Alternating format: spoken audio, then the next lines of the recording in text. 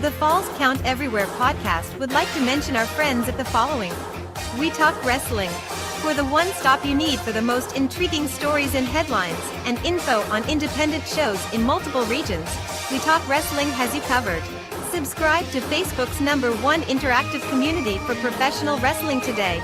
Pro Wrestling on Tuesdays are a blast with the Wrestle Talk podcast. Join the Night Owl, DJ Big Sexy, Luke Roberts, The Alpha, Jay Wade, Nightmare Jones, and many others as they bring you the hottest takes on the major circuits, showcase interviews with various indie stars, and the only place to get news on the most popular fantasy wrestling promotion, the FWWC. Catch them every Tuesday night at 7 p.m. Central. Find all of their media outlets on their website at WrestleTalkPodcast.com. Before each and every show, we like to remind our audience that freedom is never free, and all of us should be grateful to those who lay it all on the line. To all our first responders, military, and volunteers that help our nation every day, we love you and appreciate the sacrifices you make to protect all of us. Get ready for episode number 117 of the Falls Count Everywhere podcast, as we welcome the veteran demonic powerhouse with one of the strongest intimidation factors both physically and mentally inside the squared circle today, the Deadly Sinn, Se7en. This podcast is scheduled for one episode, where falls count everywhere.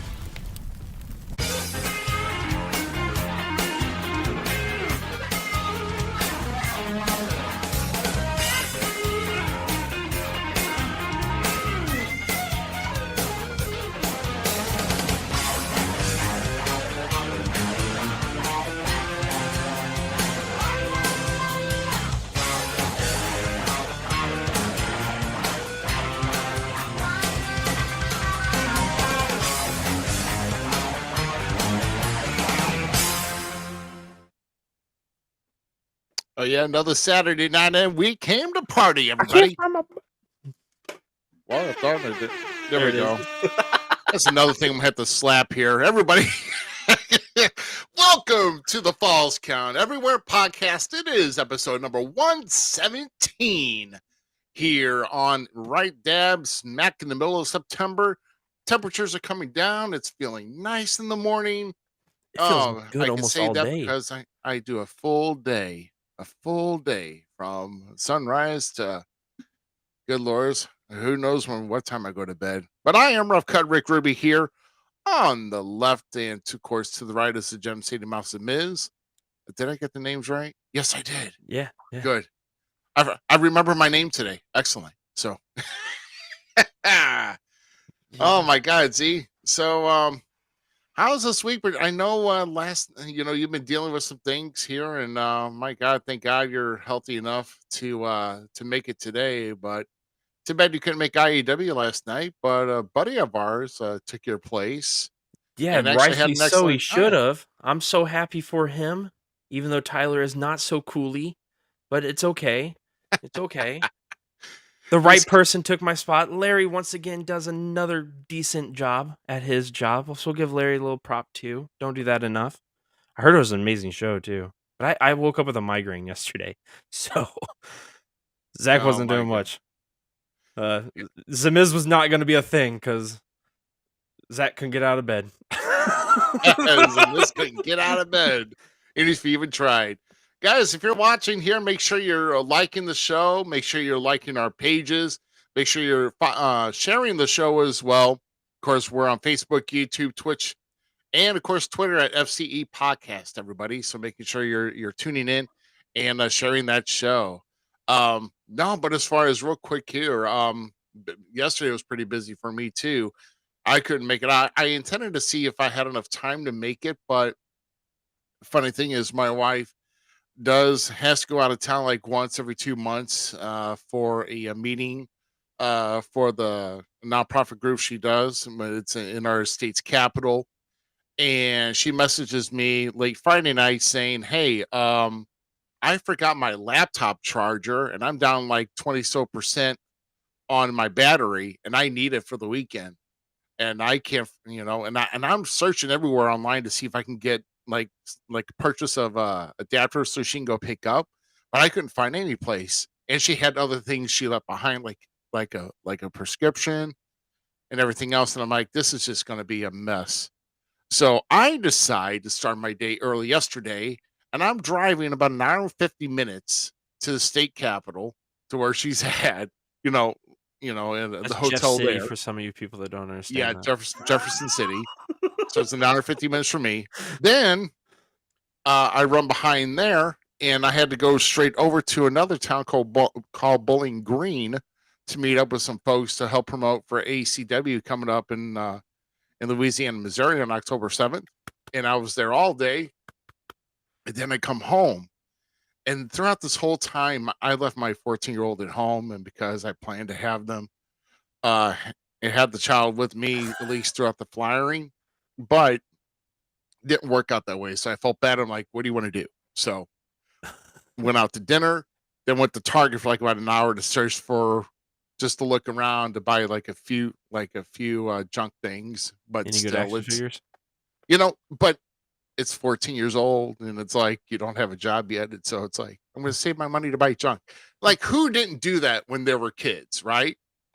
I mean, it could have been baseball cards, wrestling cards, whatever. For me, uh, yeah, We already know my addiction. you're in your 30s. What's your excuse? You Dude, I've know been what I collecting mean? action figures since I was a kid. Leave me alone. Oh my God. So, but no, I was beat. I mean, my night did not really end till like about 9 o'clock, and I was dozed. Dude, I traveled a total of 425 miles between everywhere I went yesterday. And by the way, my day started at 4 a.m. Okay. And I did not get done till like about 9 p.m.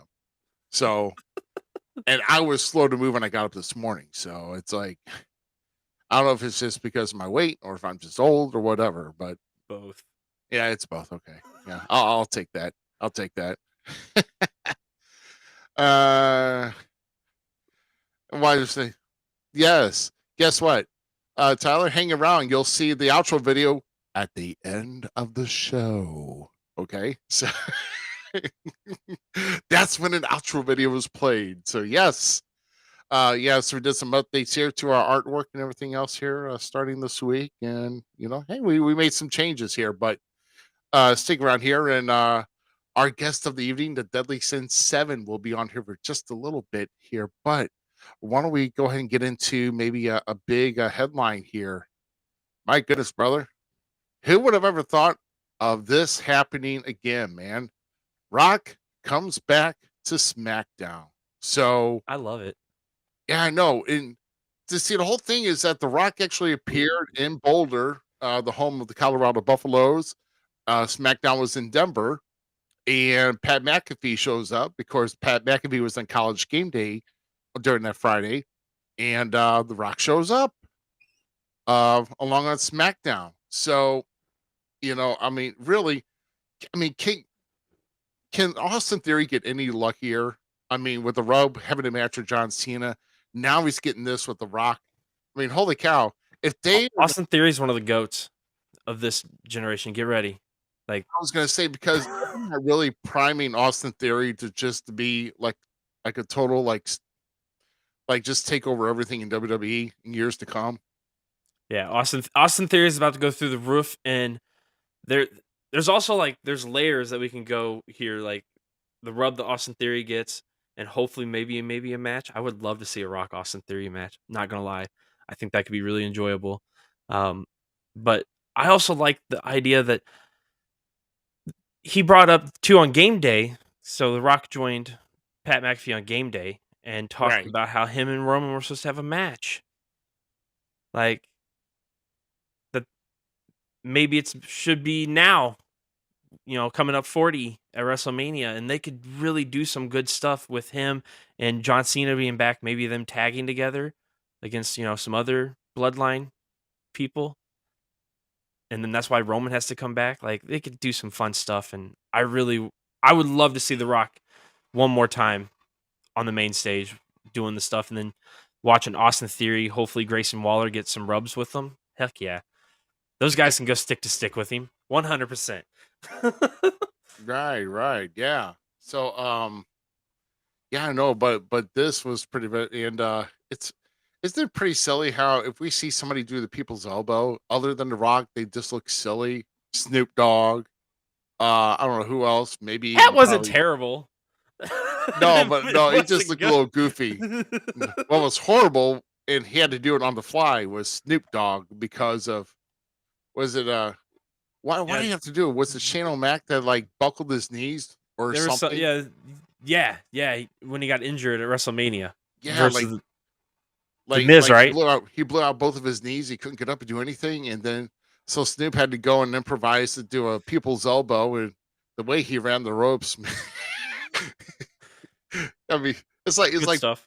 it's like bouncing an action figure off one of them, just boom, because you don't grab rope. It's just You just stiff as a board. Just you call Snoop an action figure. That's wrong, man. I mean, I don't know. I mean, I know I'm probably critiquing some, but it's like I'm trying to find You how gotta to lo relate to how he looked like, this b and oh, Snoop's elbow drop's the best. yeah, yeah, or bouncing a number two pencil off, and just boing. I know, I'm a jerk, but um, but anyway, this here, I mean, he says welcome back, but the question is, why is he back? I mean, is he short? I mean, is the workflow not? I mean, is there still a writer's strike in Hollywood? Maybe. The Rock has his own writer team. I'm pretty sure his ain't striking. Well, I don't know. Maybe they can write material for him to present to WWE. I don't know, but I don't know. It's just things are getting a little crazy since in this past week, and we may even talk about that because there's some people that are unfortunately no longer have jobs. I really don't know how this merger is going to work. Um, with WWE and UFC underneath the TKO. TKO endeavor, but but goodness gracious, I mean, this is let's see. Okay. Oh yeah. So at least someone was talking about NGW last night here too. So, Yeah, yeah. but yeah, but I mean, like I said, a lot of things happened last night. And oh my God, man, I want to take this off for just a short bit, but have you seen that video that, I mean, obviously he's your boy, Sid Holland. How he posted a Sid News Network or whatever. He looked like he was selling those freaking water bottles. At the time. It's I like- loved everything about it, except for Mr. Halbert getting arrested. I'm sorry about that, Mr. Halbert. I like how Donde tased himself. NGW is doing some pretty interesting things over there. I respect them for it. Going out of the box. Yeah. Yeah. So, yeah. And then, like I said, IEW was last night. I really don't know any results of that. But I know Tyler was, like I said, a commentary taking your place. And, no, but it was pretty decent overall. I would think, at least between those shows. And of course, New Breed was over in, I think, Sedalia. So, yeah, man. And then, of course, there's more action coming up here. We'll get to here in just a moment. So, um, but now here's another thing here that I at least wanted to touch on here real quick. Here is, and I'm just calling an audible on this here. A hashtag on the mind. So anything that comes to mind that happened to you within the past week and even today, that's that's what I got here. So I'll go ahead and go first on here. It's too bad GQ couldn't be on here, but Right. GQ is actually having some internet problems. So apparently that Hollywood internet out of Hollywood, Arkansas is not really doing too well. So I don't know. Random hashtag on the mind is not even wrestling related, but I just wanted to say that DoorDash sucks. So and here's the reason why. Now the reason why is I'm busy on a Sunday, right? So I decided to get order from Five Guys through the Five Guys app, and what they do is that they hire either DoorDash or anybody or Grubhub or wherever that's in the area, Uber Eats, whatever, to bring the food. Well, apparently they hired DoorDash. Well, apparently, according to the restaurant, uh, because for the kid, I got a vanilla shake for them. Okay. And so they were supposed to bring the shake. Well, they just brought the food, no shake. Restaurant saw the driver pick it up, and whenever they delivered the food, there was no shake. So, Emily, I hope you enjoy my kid's shake, you fatty. It's really bad. It's just like, that's one of the main reasons we got it. But it's just like, it's just DoorDash has seems to fail every time that like I would say 60% of the time I had them deliver food, they're always failing. But Grubhub, no problem. So, oh my God, I'm just saying it. I guess it depends on the market, but if you see a delicious shake and you're thirsty, I guess, hey, just steal my shake, you know. Hey, she's enjoying her tip. Yeah. Well, she ain't gonna, when I get my full refund here, well, she's not gonna enjoy much. So, but unfortunately, I think they're gonna eat the cost on that. But I don't it really is have what it anything. is. But I'm just saying, what is so wrong with just delivering? You know, that's why things come in packages, hidden packages. You don't know what they're getting. Just deliver the box. It's not yours anyway. So I don't know. That's the hashtag on my mind. Any hashtag on your mind? Nothing really. How about migraines go away? I mean, I'm doing pretty good today, actually. I started off a little rough, but I'm doing pretty good today. Yeah, I mean, like I said, you start off a little rough, but but this has been like a few days for you too. Migraines Hmm. can really stick with you, Yes. and really stick with you. So, uh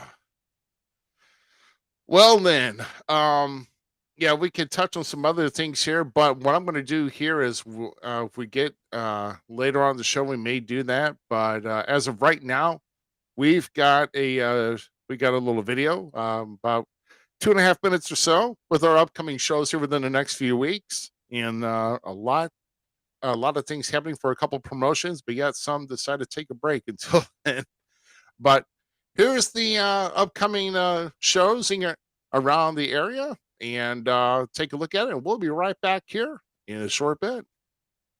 Check out these great shows and appearances coming to a city near you. Saturday, September 23rd, the Stars of American Championship Wrestling returns to the Elks Lodge in St. Clair, Missouri with a huge outdoor show. Don't miss the first ever 10-man blindfold battle royal where the winner will receive $1,000. Doors open at 5 p.m. with a bell time of 6 p.m. Front row seats are $10. All other tickets are $6. Get your tickets at the door or get them in advance by going to acwtheshow.com. Southern Illinois Championship Wrestling returns with a huge event Saturday, September 23rd at the Sandoval High School located at 859 West Missouri Street in Sandoval, Illinois, benefiting the high school sports programs. Doors open at 6 p.m. with a bell time of 7 p.m. Your main event features the AIWF Heavyweight Championship being defended in a 15-foot high steel cage. As the champion, the Golden Boy Greg Anthony defends it against the 450-pound monster, Kowalski. For more information and tickets on the event, visit sicw.org. Saturday, September 30th, Southern Illinois Championship Wrestling returns to the Holy Family Gymnasium located at 116 Church Street in Cahokia Heights, Illinois for their annual Holy Family Parish fundraiser. Your main event pits the SICW Classic Champion, the Big Texan, and the SICW Central States Champion Bobby D teaming up to face the Canadian heroes Sean Vincent and Peyton Ayers. Ticket prices are $15 adults, $10 for kids, with doors opening at 6 p.m. and a bell time of 7 p.m. Don't miss this awesome event. Saturday, October 7th, Mid-States Wrestling returns to the indoor building at the Harrison, Arkansas Fairgrounds. Doors open at 6 p.m. and bell time is at 7 p.m. Brutal Bob Evans, the Smoking Ace Luke Langley, Jake Lawless, Sam Stackhouse, and many others are scheduled to be in action. To reserve your seats for this event, visit mswtickets.com or call 858-848-SLAM. Saturday, October 7th, Southern Illinois Championship Wrestling returns to the Holy Rosary Gymnasium located at 2176 North 42nd Street in Fairmont City, Illinois, benefiting the first responders. Your main event features the SICW Classic Champion, the Big Texan, defending the title against superstar Steve Fender in a steel cage. Doors open at 6 p.m. with a bell time of 7 p.m. Reserve your seats for this awesome show by going to sicw.org or by calling 618-286-4848. Saturday, October 7th, American Championship Wrestling comes back to the Louisiana Missouri High School for Special Olympics Slam 2, benefiting the Special Olympics of Missouri. Take advantage of the VIP experience with a personal meet and greet with Hollywood actor Bishop Stevens, UFC Hall of Famer Matt Hughes, and WWE Hall of Famer Cowboy Bob Orton. Main event is the 3rd annual Marcus Mansfield Memorial Battle Royal. Ticket prices are VIP $75 with an early entry at 4:15 p.m. First 3 rows are $15 and general admission is $6. For more information, visit acwtheshow.com. Remember, fans, without you in the seats, there is no wrestling. Make sure you make plans to attend these shows, and we'll see you at ringside. All right, man. Hey, man, like I said, a lot of action for SICW. That's just the tip of the iceberg. That's within the next 3 weeks, man. And then, of Right. course, ACW has got something going on here too. They're going to be busy within the next couple months. So yeah, so cool deal, man. I'm pretty psyched about that. Of course, Saturday's going to be pretty busy for those big shows. That looking forward to the even though I can't be there because I'm being part of that 10-man blindfold battle royal, which that's Good luck with that. dude, I'm a little timid, honestly, because they're going to be dark black hoods for the material, and I've gotten to look at that material, and I can't really see anything. I can breathe, but I can't see. So that's going to be interesting. Good luck. Yeah, I know. Hopefully they'll let us go in the ring and then put the blindfolds on. So would that be weird if they had us with the blindfolds going to the ring? Trying to go to the ring. Bounce off the guardrail. Oh my god. Well, to get us walking sticks and mugs, right? Give us some Terrible. change as we're going to the ring. And then of course the big AIWF World Heavyweight title match in a steel cage and Sandoval between Greg Anthony and Kowalski. And I'll tell you, that's going to be something. Seems the SICW's had a lot of cage matches recently. And they're going to have another one in 2 weeks later, putting Big Texan in the cage with Steve, superstar Steve Fender. So that's going to... Poor Steve. Hope he knows what he's doing. That's all I got to say. Yeah, that's like Texans playground now. I know. And it's like, it is Texas playground, but it's like, Steve Fender, I mean, he's more of a technical guy, man.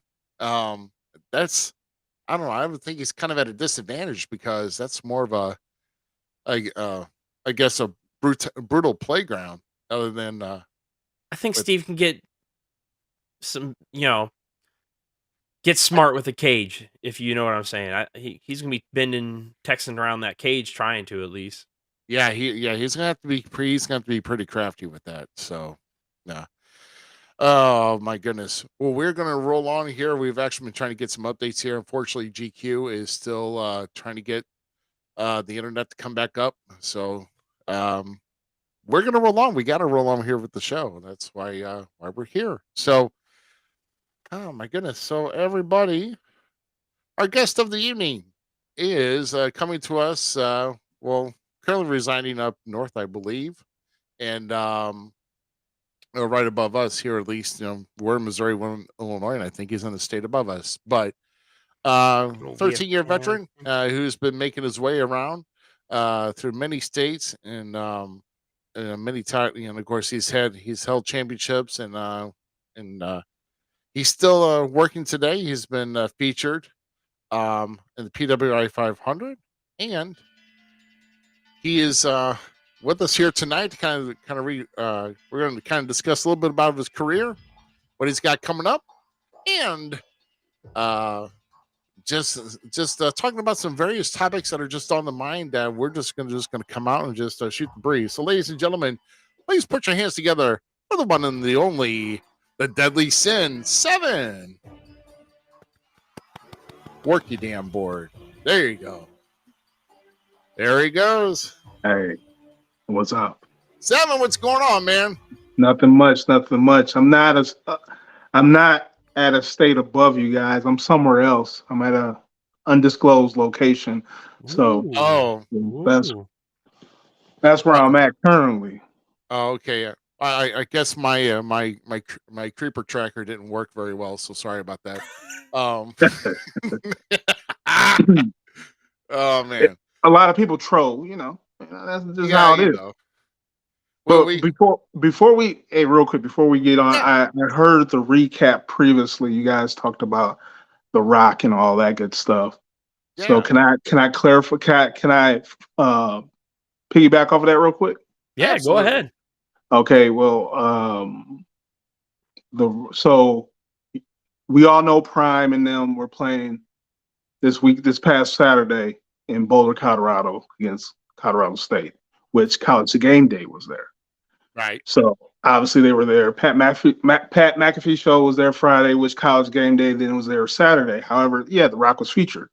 However, SmackDown WWE didn't announce The Rock for SmackDown, which made it even better. Right. So for him to be on SmackDown and then for him to show up, no, he was special guest. He wasn't announced for a College Game Day either. So for him to show up on that Friday morning for his show, obviously SmackDown, and then to show up on College Game Day, and then to be on the sideline during the game, that whole weekend with just The Rock was classic. I thought it was. Go ahead. I thought it was great because like when Pat showed up, I'm like, oh please, come on! Like I had that like hope, that like breath of air. You're like, could we see something else? Right. And the way they played it was cool. I mean when the what's this called? When the ultimate Oos. He's the ultimate Oos now. You know what I'm saying? Our RIP to Yokozuna, but ultimate Oos. he's the ultimate Oos right now. When he showed up, it I don't know about you, but it brought me goosebumps. I mean, the sidearm booker in me was already unfolding my chair and going, we could tie in dots here, have John Cena versus Jimmy Uso and Solo. Then we have, and then we get the clash that we all want, hopefully, but it doesn't need to be for the title. I still want Cody to take the title first. Nah, I think it's going to be Rock versus Roman, and the Ultimate Oos will take the title, and then it will be Cody versus Rock, and then Cody will finally get his title. Cody versus Rock. I didn't even think about Cody versus Rock at next SummerSlam.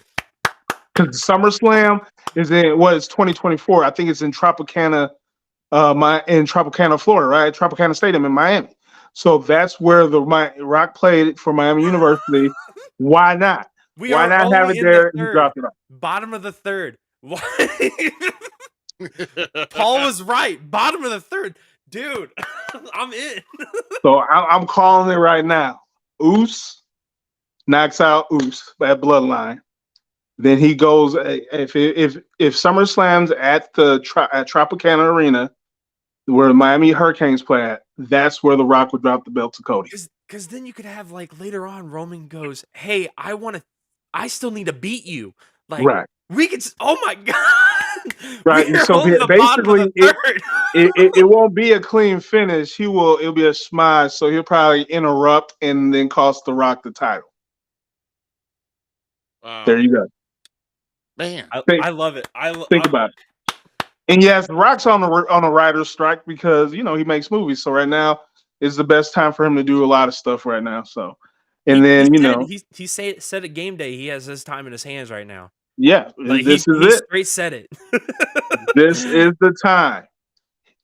Yeah. He's coming, like Dion said. I'm telling you, John Cena and him tying up against the Jimmy and Solo would be so cool. I think it's gonna be AJ Styles and him, AJ Styles and Cena versus Solo. Yeah, I know. I think that'd be a little bit better because you got the Tribal Chief versus the Ultimate Oos, aka the People's Champ, and why not? Why not do it now? I like that. If you guys just merged, this is time to take it to another level. Yeah. Well, if Rock happens to stay, and even though if the writers come back, if he decides to stay with WWE, then he's going to have to find a way to stop giving away too many vehicles. So, I just right. There we go. Terrible dad jokes. Hey, no. We don't want to talk about bad jokes we heard earlier this week, okay? And I am not even going to say bad. No, we're talking We're talking a joke that had it was more corn than a freaking Nebraska supermarket. Okay, Oh, wow. I mean, it was too much corn. That was so corny. Wow. Wow.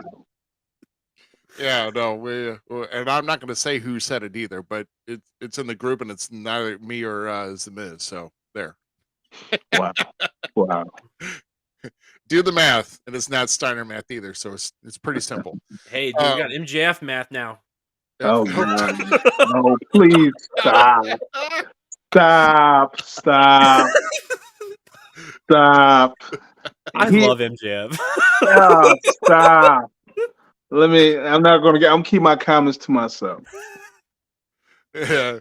Justin, thanks for tuning in, man. Good to see you turning MJF, in. man. Yeah, man. Yeah. Man. He has me curious, though. So, okay, before we really get started, and I know we have like bullet points, you like to just go off the cuff. I got an off the cuff question. Okay, what's up? Throw them at me. We throw them to the oos. You can't be crazy and enjoy this business if we're not fans, right? So who are you watching on your, like, when you have downtime and like you have a choice, WWE, AEW, right? Right. Or Impact. Or Impact, yeah. Who are you watching? My first choice is WWE. I do. Because like there's a lot of reasons, but I picked WWE first. I mean, don't get it wrong. I mean, because AEW is on a Tuesday night, right? Wednesday. Yeah, see, that's how it is. Yeah.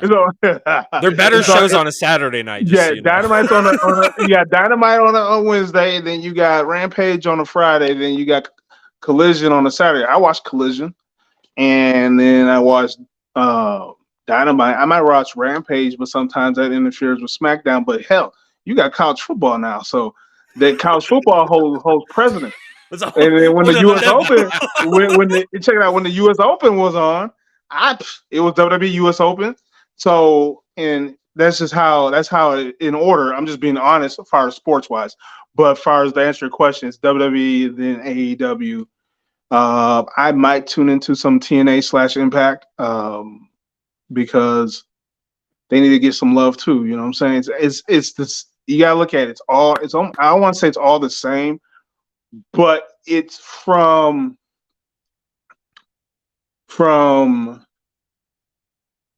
when you have producers or when you have cameras, things look better, right? So you're going to be engaged because the quality of work and the talent, right? It's just like if you're watching football. Let's use football. You got the NFL, you got XFL, and then you got the other league, AFL, I guess that's called, I guess. So the quality of work dwindles. You just gotta look at the quality of work. Or if you watch college football, you got the Big Ten, you got the SEC in that order, and you got those other conferences, right? But then when you get out of that, you got, let's say, Central Michigan. When you watch that quality, or North Dakota State and all that stuff, it just doesn't look right. So you gravitate what gives you the shock and awe factor, the spectacle, and the whole 9 yards. So yeah, WWE, hands down. That was a really deep answer.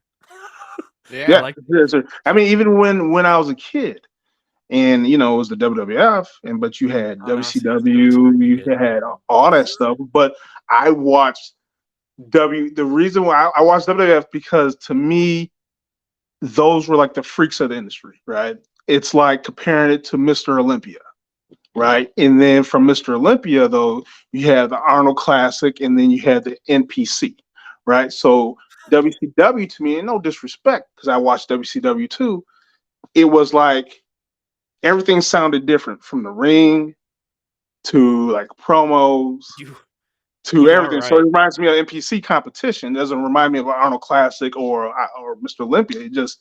It was like, okay, I watched it because Sting, Ric Flair, the Horseman, Barry, all those guys were on there. The ones I liked, Ron Simmons, the Legion of Doom, the Road Warriors. You had the World Wars, which was Powers of Pain, Road Warriors, which was Legion of Doom, and then you had Doom.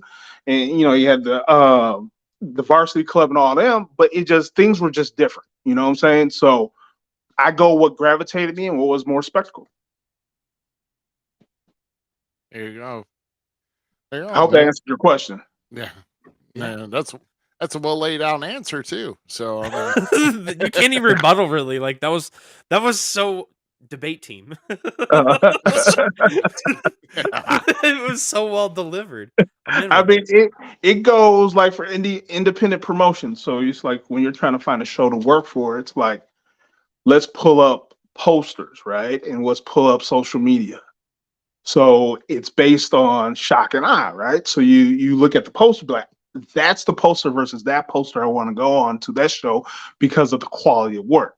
So hopefully when you actually get there from seeing posters, from your lens, you say, okay, the one I picked is the what matches the poster.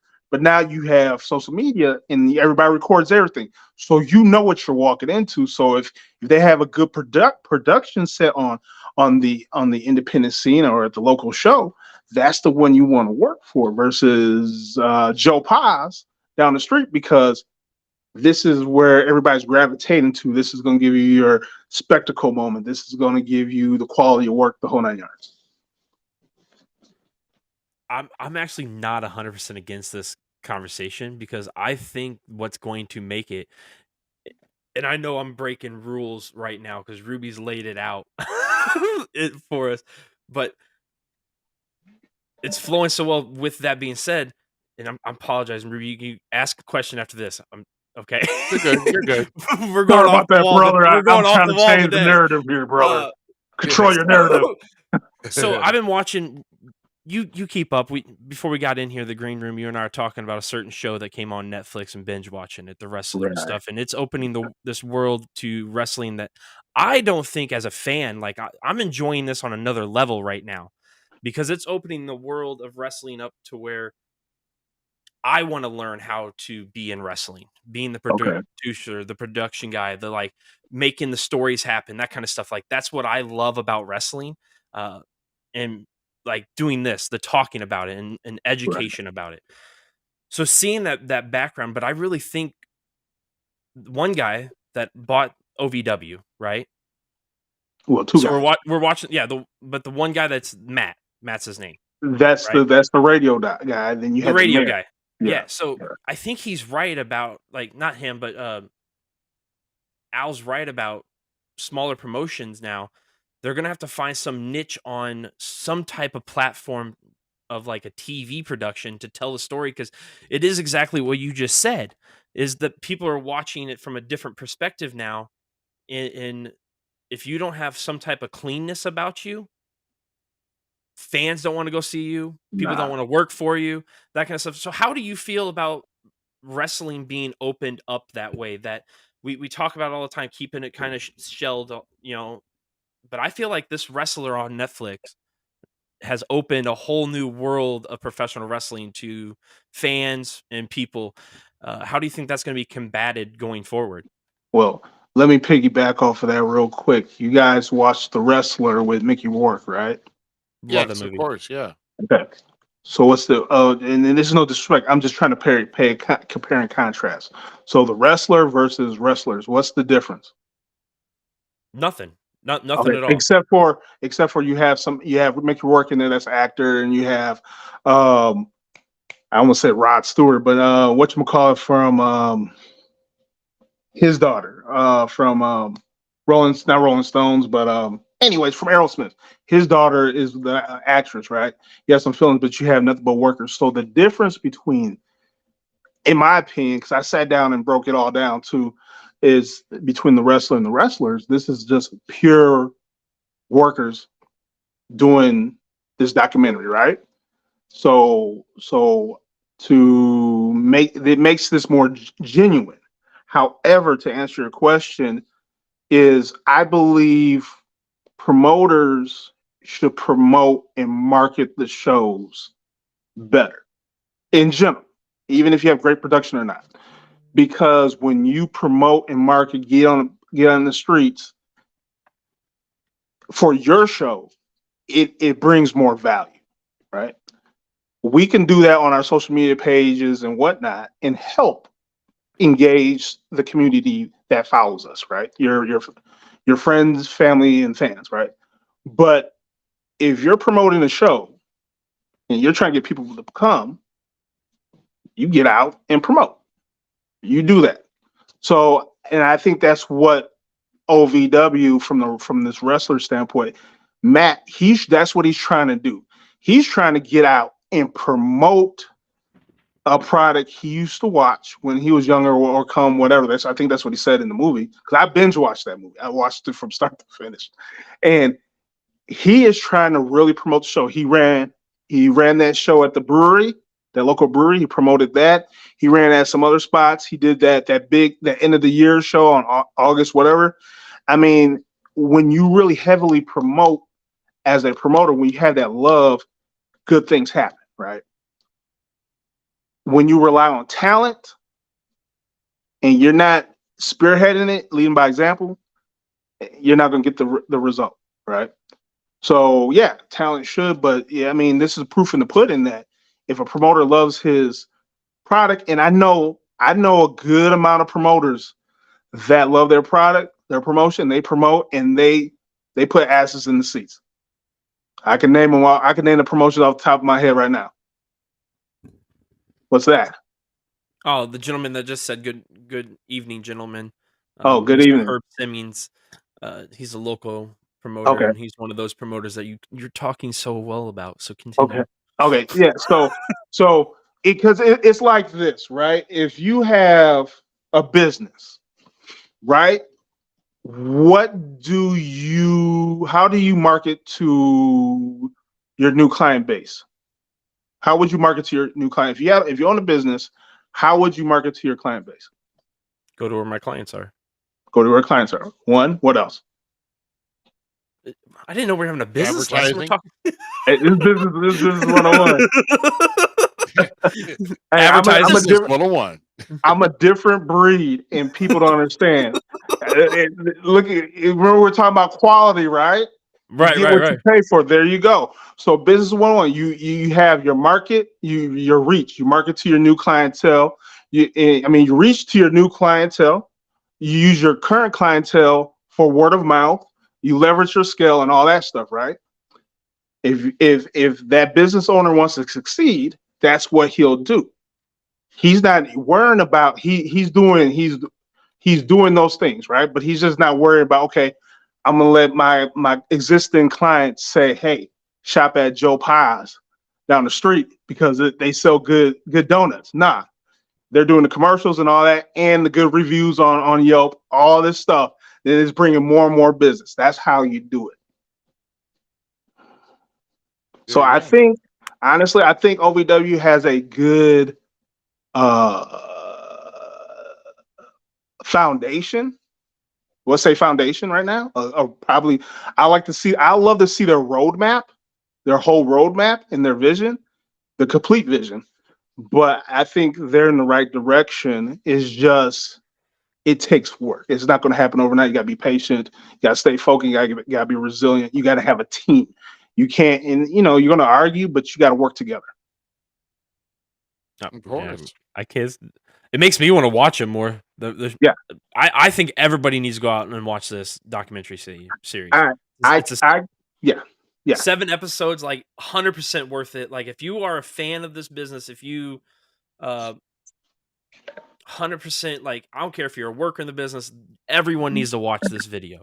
Like it is 7 hours of greatness on like how hard it is to be here mentally, physically, spiritually, everything. Like it's everything in there, and it shows the passion and love that some of these people have, like even you Se7en, have for the business, and amazing show. I just how I put it, like it made me hungrier, right? If it doesn't make you hungry, then you're in the wrong line of work, you're wrong business. If you have like friends and family that are non-believers, you bring in, you have them watch it, so they can understand, behind, so they can understand. It's not behind the scenes. No, you let them watch it. so they can understand what you do instead of trying to explain it the same question and you sounding robotic to everybody countless of times. Even show them the wrestler. I'm not trying to get off topic, but if you show them that and you show them all this docuseries using a whole crew base and the people that you know 85% know, and you could point them all out. Say I've been in the backstage. I know this guy, shook his hand, her hand, whatever, and you have them watch it. You're gravitating a new base. You're bringing more to your brand and your business. But then you get the question, how come you're not on there? But people don't understand where that's located. If you know where Louisville, Kentucky is, it's in the middle of nowhere. Well, I mean, I know where it's at, but I mean, But no. but it's just I just saw a comment there. I think everybody has. People use a genius. I mean, if people were geniuses, we would be in a different area in life. You know what I'm saying? If I be like, man, you're a genius, well, then you'll have the #1 talk show in America and in the world, right? But everybody's a learner. You know what I'm saying? If you learn and be able to reach out to somebody you're mentoring and help them grow, then you're a genius. That's true too. Well, I mean, I'm sorry for preaching. no, man, no, you're good. I would think Al Snow. I mean, Al Snow is a trainer, so I mean, he is out Yeah, grooming the yeah. next generation of guys getting into the business. So I Oh mean, yeah, 100%, 100%. But like I said, like that documentary was like,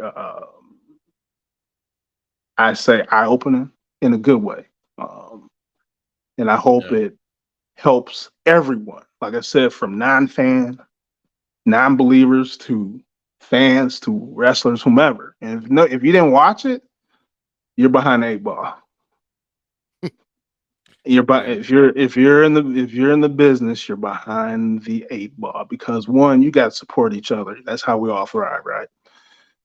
That's one thing, and then also you gotta figure out, dang, like if you're questioning how did they get on there, you got to question on what you're doing wrong. Because I know it's timing, but they're on that documentary for a reason. Paid or not, they just got exposure. They got exposure in some way, form, or fashion. Yeah, they found a way. They They found found a a way. way. And trust me, after the release of this, I mean, they're definitely going to get more exposure now. So Oh yeah, yeah, I would that's think right. so. We'll I would see. think. Yeah, I definitely would think so.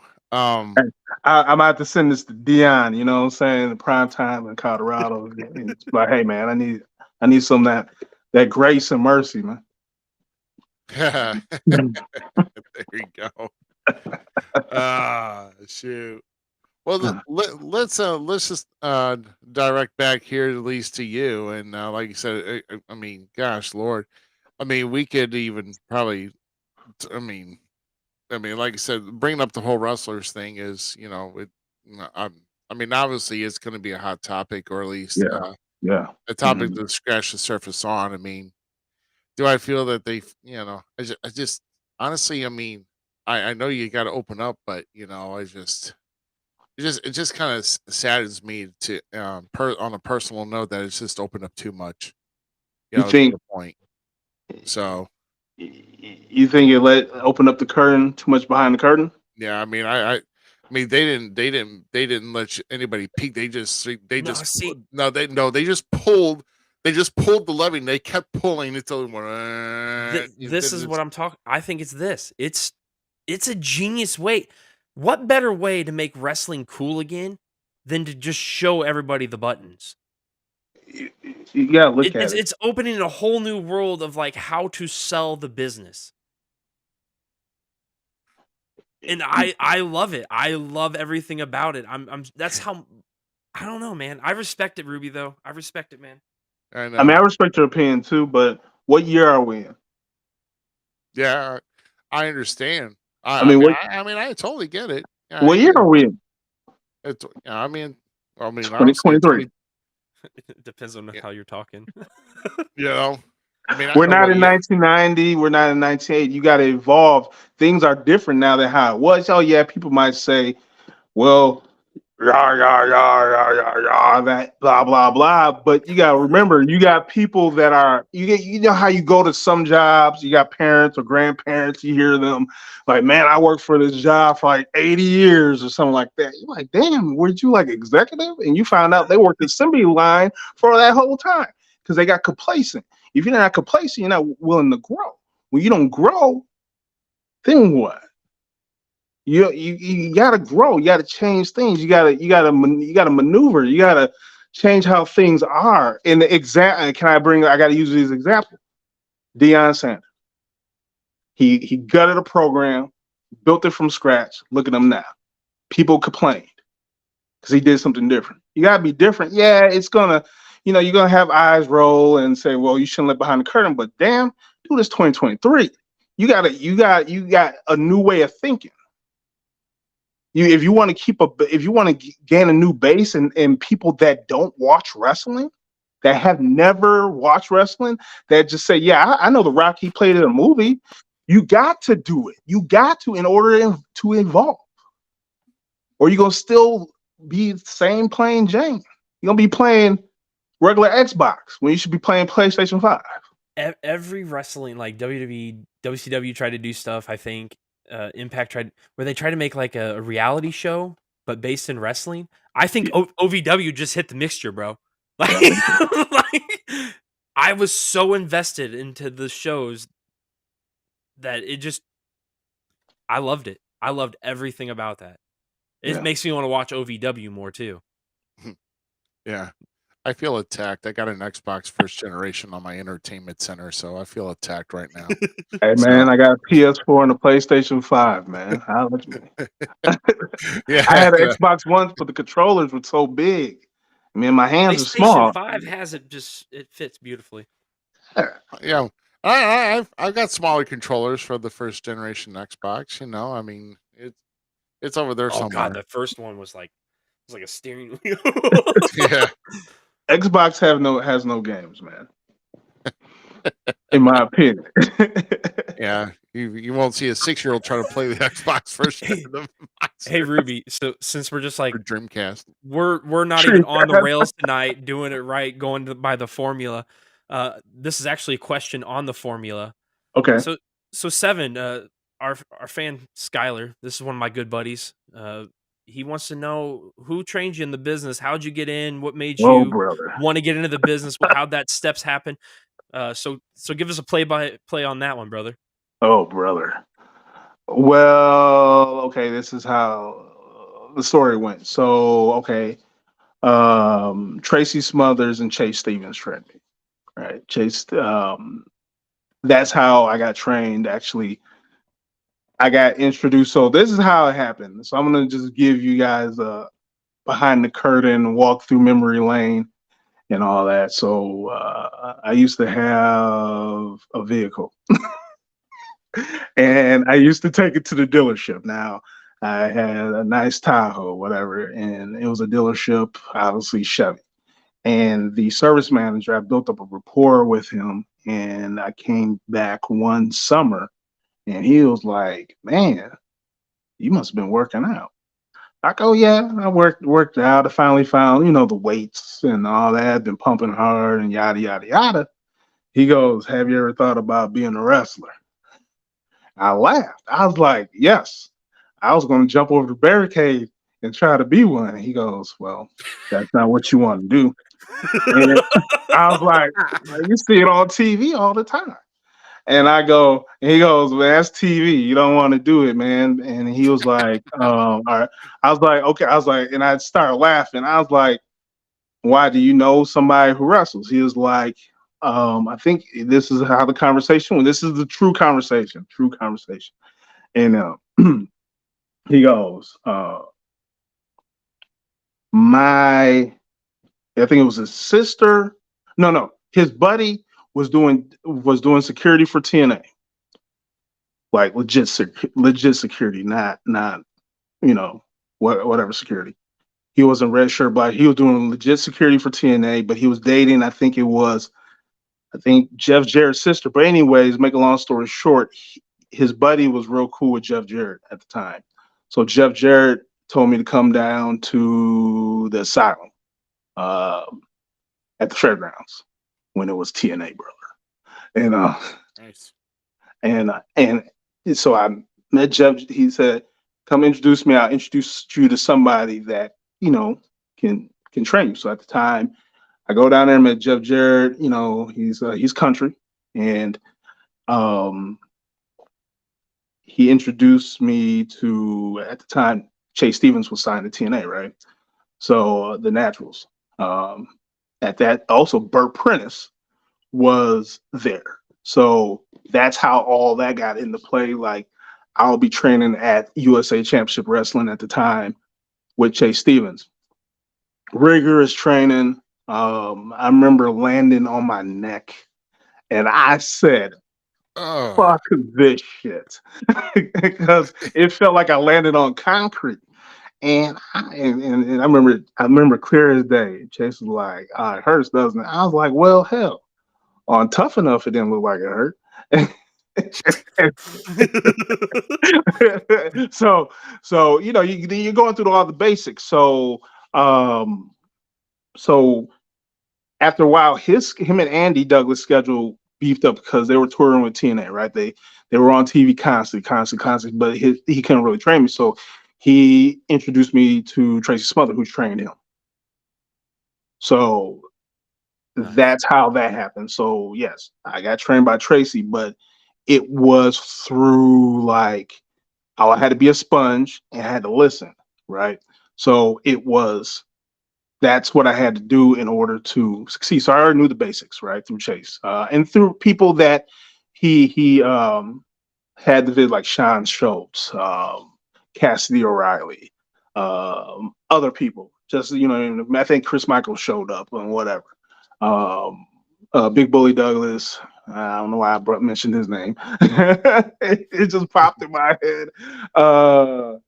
But I think Slash showed up at that time, Wolfie D, and some other people, right? But yeah. So then he introduced me to Tracy, and I used to hit the roads with him to Evansville, Indiana, to Coliseum Championship Wrestling, where you had fucking Cash Flow there. You had Enrodden. You had people that were what you probably are still around today then. Gypsy Joe. You had Buzzed Up. You had some people from OVW. You had Devin Driscoll and a whole bunch of other people there at Coliseum Championship Wrestling. So that's how I got started. And quiet as kept. I remember my first match was because I was hitting the road back with I hit the road with Chase, Andy, and Sean Schultz. And the first show was in, I guess, Wickliffe, Kentucky, I think it was. And I got paid. Rock said he got paid $7. I got paid an ice cream cone, right? I'll let you know. Rock said $7. I got paid an ice cream cone, so mine's better than $7. So because Tracy Smothers was like, I think he was busy that weekend. He had to go overseas. I don't know. He had a lot of shows lined up, or he was in West Virginia. So I was with Chase and all them. So I said, sure, I'll go. And I didn't have gear when I started. I'm gonna let you know. I had Magnum boots, looking like a badass with jeans, right? And something else. I was chilling in the back, and Chase was like, "Hey, they're short. Somebody didn't show up. It's your time to work, kid." And I was like, "Okay." So I did a segment with them, walking out with Sean Schultz, whatever. And then my match was against their hometown hero, and Sean Schultz was walking out with me. Right, this is the main event. First time match in the ring, still green as grass. And I killed their hometown hero. So you talking about You know, Wickliffe, Kentucky. I guess that's what it was called, in the middle of nowhere. And they, let's see. Wow. Two slices of pizza. That's better than ice cream. Yep. There ain't nothing better than ice cream. Hey, pizza's better than ice cream. Because I'm gonna get into the ice cream. So I killed their hometown hero because I got called every racist name. You know, it's in the middle of Oh nowhere. no. And I'm like in the back of my head is this really happening? So I was like, and then it kicked in. I was like, I was loving it. I was loving this shit. So it made me, I loved it to the point where I started hurting him. I was hurting me, and he was crying under the mask. He was like, yeah, man, you're hurting me. I was like, I don't care. Tell him to be quiet. So I pinned him. I pinned the hometown hero. The promoter was bad. I got a Kona ice cream, vanilla ice cream, and it was so hot in that building. That building was like an old Car X Midas muffler building. And the ice cream cone was melting. I was like, ain't this some shit? I was like, this ain't what wrestling's supposed to be like. And so I'm like, man, I was like, that was a reality call. So right. So then so my second match, listen, my second match was against Chase Stephen at Coliseum Championship Wrestling. And let him tell it, he will probably say I tried to kill him. I didn't really try to kill him. He wanted to go. We went up to the balcony, and I was going to throw him over the balcony because I was like, dude, you're on TV. You could take this shit. You know what I'm saying? Throw him on the balcony. He lands on some table, but there's really no table down there. So we're brawling all over the place. And then I actually legitly like picked him up from his short. I grabbed his shorts and like grabbed like the back of his neck or something, like yanked him across over the barricade. And we're going, obviously that's your trainer, and you know, and I'm just having fun because the crowd at Coliseum Championship Wrestling then was so packed. I mean, the promoter used to come down the aisle in a motorcycle. I think it was a Harley. I think he's deceased at this point. I mean, he's deceased now, but he came down the aisle with a Harley every time like they start the show. But anyway, I was so hyped. And like I knocked out his contacts, he couldn't see, and we're just going. And yeah, you know, if you watch Chase Stevens, he chops really hard. Yeah, he was chopping the shit out of me, but I was chopping him back. But it was a good match. So that's how I got started. And then I ended up at USA. I did some shows for Burt, but then I ended up for Tony Falk at the Stadium Inn. The Stadium Inn was the Deep South or the OVW of Nashville. And if you didn't start there, you was not going to make it. Oh, man. I hope I answered that question. I'm loving talking to you, dude. It just. You want to hear some more? So well. I got some more. Hold on. Oh yeah, man. We'll definitely dig into that, man. But I'm I let you behind the curtain some. I hope I answered that question. No, you did, and with some great stories on top of it. So. So we can let the show against Dirty Dutch Mantel, and I'm the heel, and I made fun of this lady, and her husband jumped the barricade and hit me with the chair. At the Coliseum. Dude, the Coliseum was Evansville, man. I promise you, it was like down the street from they had strippers coming to this promotion. They had you talking about, because Evansville is like the size of a dime, right? It's nothing to do in that city, right? So God forbid, brother. I know because I used to try promoting there not too long ago for like a year and a half. So I know about Evansville. So that's my good buddy Skylar Davis. Okay, from that area. So yeah. So that building was the building for Evansville, and I think like WWE ran some shows there, TNA, I don't know, but people were running shows there. I mean, like I said, Cashflow, that's how I met Cashflow, was at Coliseum Championship Wrestling. This was before he grew out his mane, but he, you know, you talking about a dude that, because he had Corporal, it was Corporal Robinson. Remember, if you ever heard of Corporal Robinson in Milwaukee, Wisconsin, he was there. You had all these other guys that were in that circle of Corporal Robinson and Rod and them. Yeah, they would just come down. It was ridiculous. I mean, in a good way. And it's like the shock and awe factor. like I said, I mean, you just had some of everybody, and be hitting that line with Tracy, like going from Evansville on back and forth. We used to stop at this gas station, and that's how I met somebody there that made my first wrestling jacket. That hurts my heart right there, Skyler. Yeah, my first wrestling jacket. So we'll get into all that, but that's how the first Se7en wrestling jacket came around, because it was somebody that worked there, and she rode Harleys, and she was wore like leather chaps, and basically hardcore Harley person, yeah, motorcycle gang. And she's like, dude, if you want to make it in this business, we gotta get you a jacket. You gotta look like the jeans and the boots ain't cutting it no more. Oh, well, yeah, they knew what they were talking about. So yeah. That's how that's that's when you first start. People think you get gear, you get the gear and the wrestling boots right away. I mean, then I eventually got some wrestling boots, but it's like you get in, it's not what you think. It's because it's a lot of cost. Yeah, the real cut of the teeth until you establish yourself. Right. You had to invest in yourself to establish yourself and make something of it, man. I totally get it. Absolutely. Oh man, but tell you what, I got more. We're at the point in the show now. If for those who are regular viewers, they pretty much know what's coming up next. Everybody, that's right. This week, it is time for Wrestling's Gold Memes. There you go, baby. Solid gold, baby. Wrestling's Golden Beams. And I thought I had a product one here tonight, but I don't think I did. Ice cream is better than a hot dog in a handshake.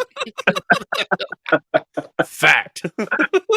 I would say ice cream, no, because you had to eat it right then and there, especially it was melting. It was melting in Kentucky. It was in a Midas. I'm telling you, Carex or Midas shop. It was a shop that got turned into a wrestling or whatever, and the locker room was smaller than dirt, and it was so hot. It was already humid. It was the middle of summer, and that cone was melting. I was like, I swear, I thought wrestling had money at that time. I was like, man, this ain't shit. The problem with that though is if you had to hurry up and eat it and it got all over your hands, you had nothing to wash it with. Who are you going to shake hands with? Oh, dude, I don't think I shook anybody's hand that day. I was shocked. I was pissed. I was like, this ain't Se7en, shit. why is that sticky? Yeah, it was sticky. It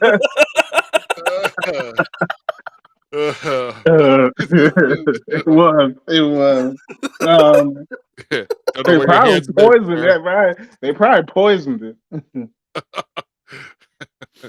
Oh, well, you lived through it. Yeah, but did you die? But did you die? I'm still here, brother. That's why my name. That's why it's the Deadly Sinn. So I've been through some shit. Yeah, that's right. Let's kick up our group of memes here. Let's see. First off, let's say when you're in the paint and you're also in the paint. Man, that's kind of dope, actually. I want to play basketball with Gold Dust in Gold Dust gear. Like, never been so jealous of basketball before. Oh my gosh. I saw that. I'm like, paint in the paint. Oh my gosh. God bless Dustin, man. I mean, that was probably one of the true gimmicks. That got pulled off where it was made a joke of, Dude, that's a staple of the 90s. Like, I don't care. Yeah, like, I agree. Great character. Yeah, Dustin pulled that off very well. And let's see our next one here. You're effed up when your dad looks at you and makes a face like this.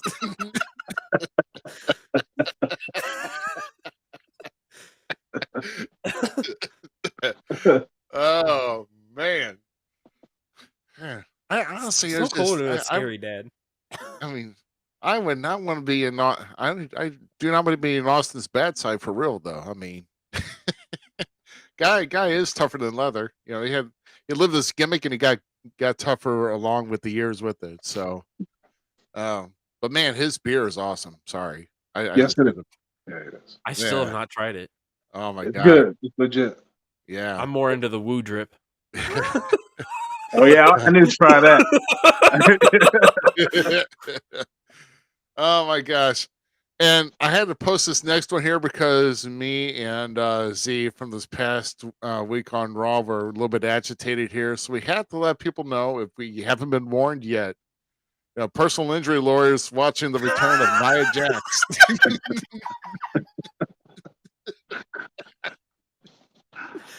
Oh, that's wrong. That's wrong. Bro, I'm telling you, I am not happy with the way she did Rhea like that. I'm sorry. The I mean, headbutt alone was so bad. oh my gosh. I'm sorry. I can't stand her. She's bloodline. I don't care. Stop it. Ain't about bloodline. She works stiff. I mean, Heck. Hey, you gotta give everybody their whole pennies. You know what I'm saying? What they pay for. my only issue is like, I watched Impact mainly for a few reasons. Back in the day when it was TNA, it was Samoa Joe, Chris Sabin, Alex Shelley, Awesome Kong, And Abyss. No. Joseph Park is still way better than Abyss. Abyss is don't even get. No. No, Joseph Park was such a better character than Abyss. Abyss is just a Mankind Kane wannabe. And it's not that he didn't do good with the character. That's not it. Like, he killed it, but no. Can't stand that gimmick. Hey. But Awesome Kong is like one of my she actually, besides Jazz is my favorite female wrestler of all time. I'll say it again and again and again and again because she's the greatest for me. But Awesome Kong is second, and every time like I see Nia Jax, I just like, there's been a better big woman. Like, stop. Like, I don't like her. I think she'd make a great like manager though, but that's me personally. Yeah. I wish Awesome Kong got her fair share when because she came to WWE, didn't she? Yes, as Karma. Yeah. And Yeah, when I was in St. Louis and her music hit, I went ballistic, bro. Yeah. I was pumped. I wish she got a fair share. I think because she got pregnant or something like that. Yeah. There's a lot of controversy. Leave. Yeah. Hey, but going back to Nia, when Nia receives her payback, right? That's when you know where she. Don't let it die. That's when you know she receives her payback right there. Let's see. Let's see. We got a couple more here. Let's see. Our next one. Oh yeah.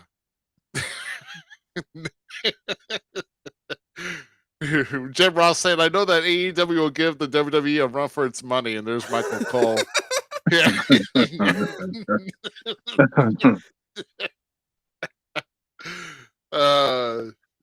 Shit.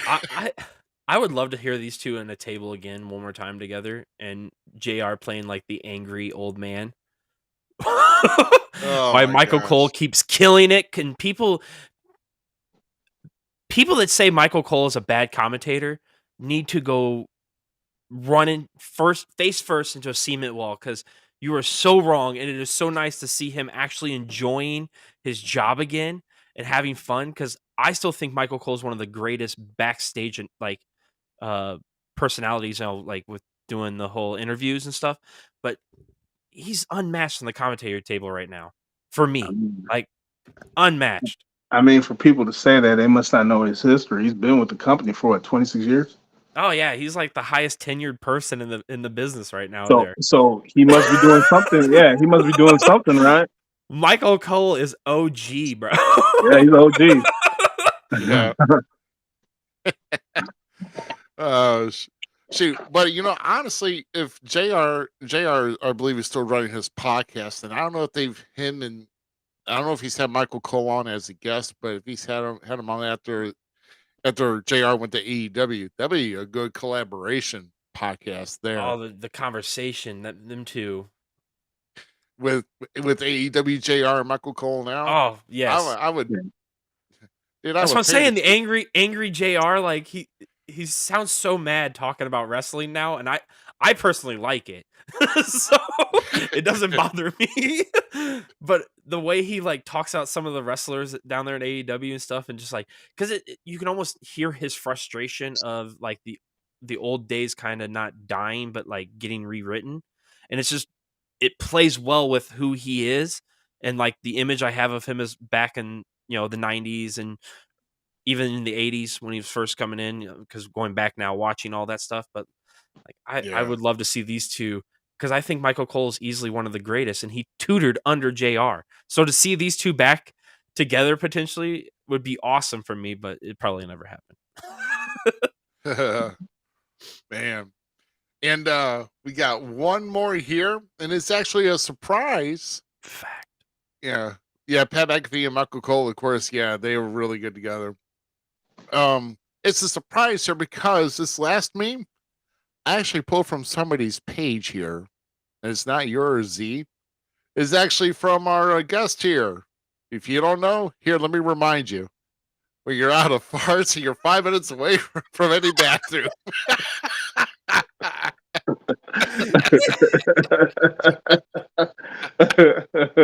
One of the greatest wrestling crossover, like not crossover, but wrestler turn movies ever was freaking Suburban Commander. Yeah. Love that movie, bro. Yeah, brother. Yeah, brother.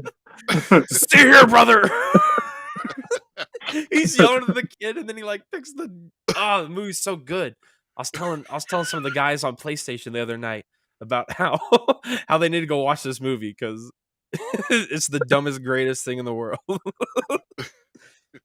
I mean, everybody in that meme right there, everybody, I swear everybody's had this problem. You have farts and you're 5 minutes away from you.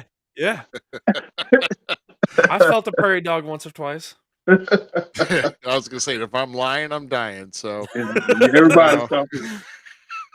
Like, oh, time to go. Right?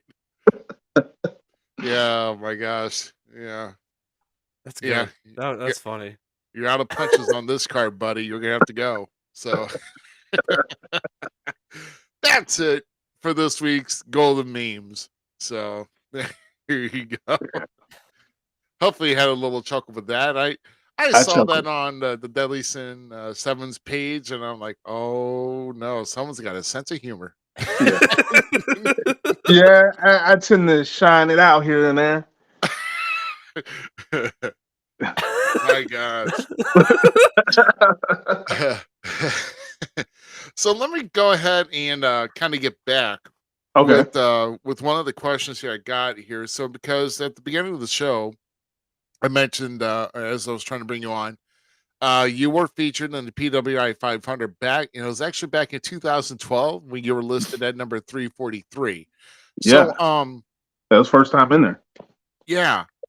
So I'm kind of curious as well, because as a worker myself, I don't know if I went about this the right way. I know I was trying to do something, but I'm sure probably might got brushed to the side because everybody else mailing in their stuff. But how were you able to apply it at the time to get in, or did you apply and how were you able to make that list? I did not apply.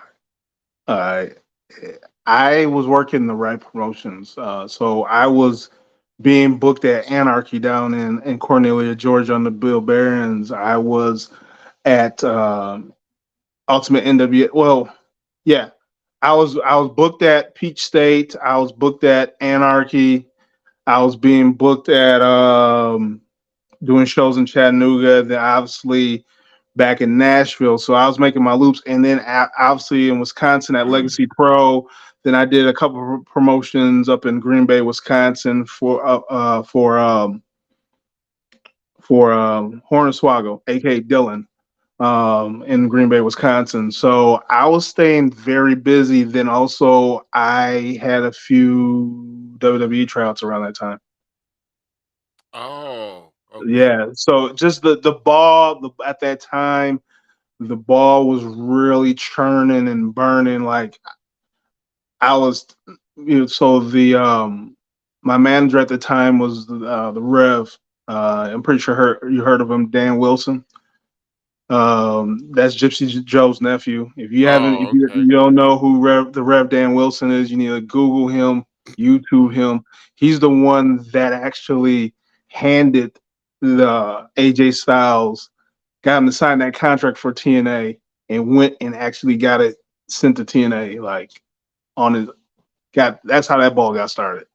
But he, at the time, you probably heard of the Devil's Rejects. The original is the Devil's Rejects, obviously with Tank and Iceberg, but then it was Sean Tempers and myself tagging. So we had our tryouts and all that. So, but like I said, at that time, I was really working so many shows, and I think I was doing NWA. Yeah, I was doing NWA main event under in Nashville, Tennessee. And then I was the NWA Southern champion. It's just things were churning and burning at that time. I was staying very busy. All right. Well, fair enough. So that's really how it happened. I was just hitting the right shows at the right time. And I mean, I didn't apply for PWI magazine, and I see some people do, but I didn't. Maybe some promoters got together, Tony Falk and all of them put their name in the hat and say, "Hey, we need to get them in there." I don't know. I mean, like I said, I give my thanks to Bill Behrens. If I never met him and worked under his promoter, I don't think I'll be at this point. You know what I'm saying? So You gotta pay homage to where you came from. yeah, So.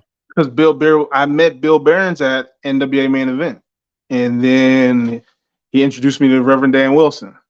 And then I was going down to Chattanooga and Cornelia, Georgia. I was making those drives. I was doing the drives, you know, but I was doing it differently. Like people, I mean, people, you know, you hear people on Facebook or whatever and say, "Hey, man, you can't get noticed if you're not driving 4 minutes outside your whatever backyard, blah blah blah." Dude, I didn't know everybody had to have a GPS or whatever on you, but I drive pretty far. I don't brag. I just post I market my brand, and I drive. I go where I fly, where I could get to. I'm gonna try to. So then on those long drives and stuff, because one thing I've always wanted to ask, and this just goes through wrestlers, period, but you put a lot of time into potentially your finisher or your signature moves and stuff, and you do the choke bomb and the bicycle kick. Was the And a big elbow. Well, yeah, the big elbow. My bad, I was getting there. Yeah, But the bicycle kick is one of my personal favorite big boots. Like, if done correctly. And I have watched some of your videos. You have a pretty good one, my guy. You have a pretty good one. So how do you go about like coming up with what fits you for your, the signature, the finisher, the nail in the coffin move that you're going to do, brother?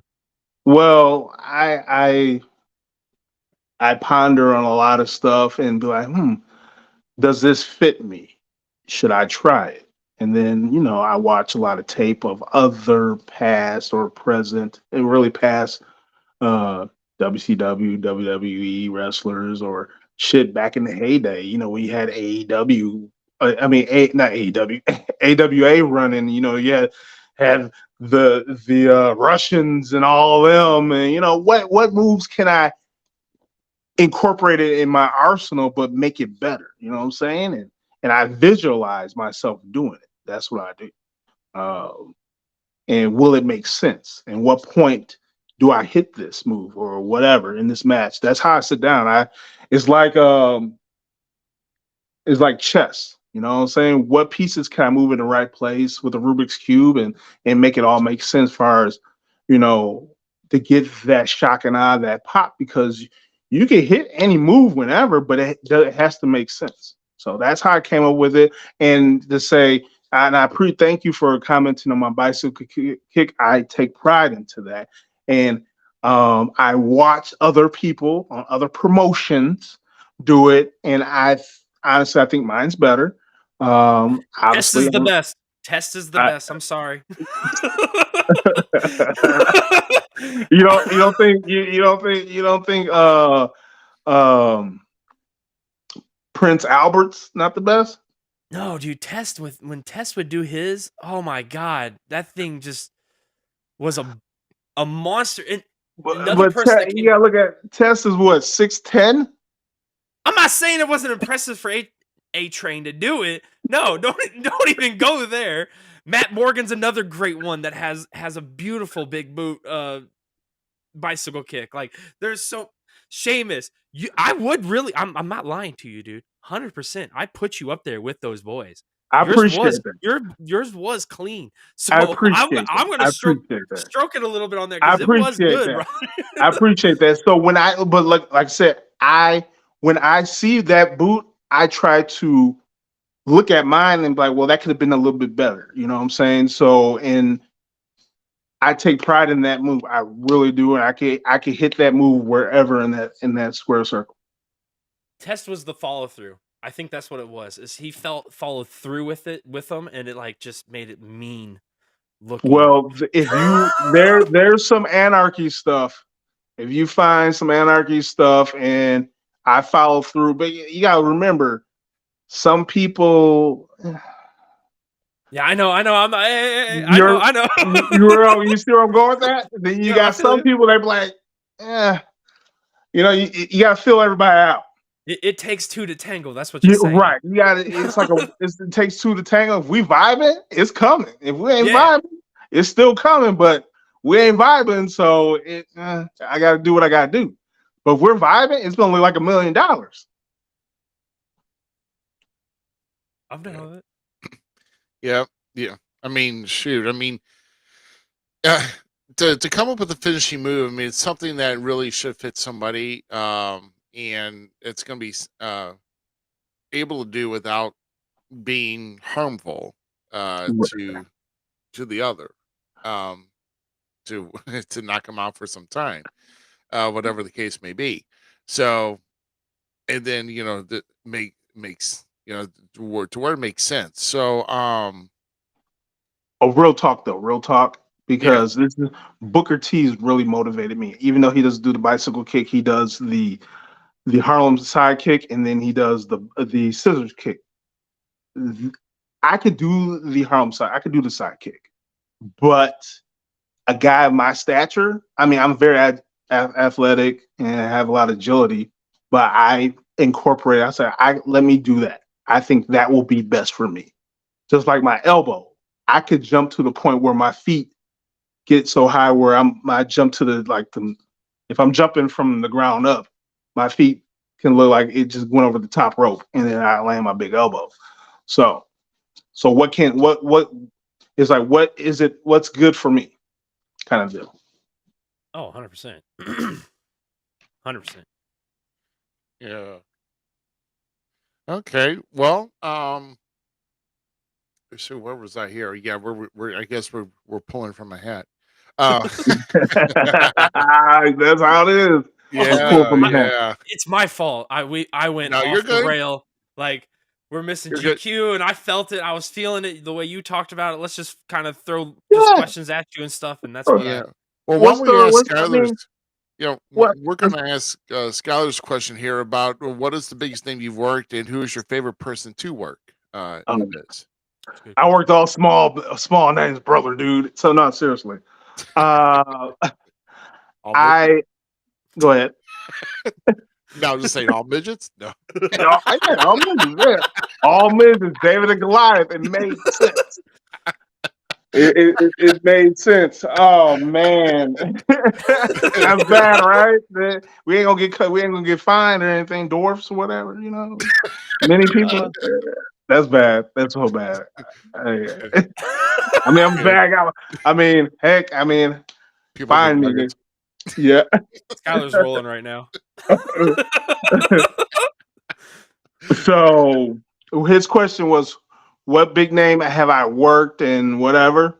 Yeah. The biggest name that you your worked. favorite person you've worked? Right.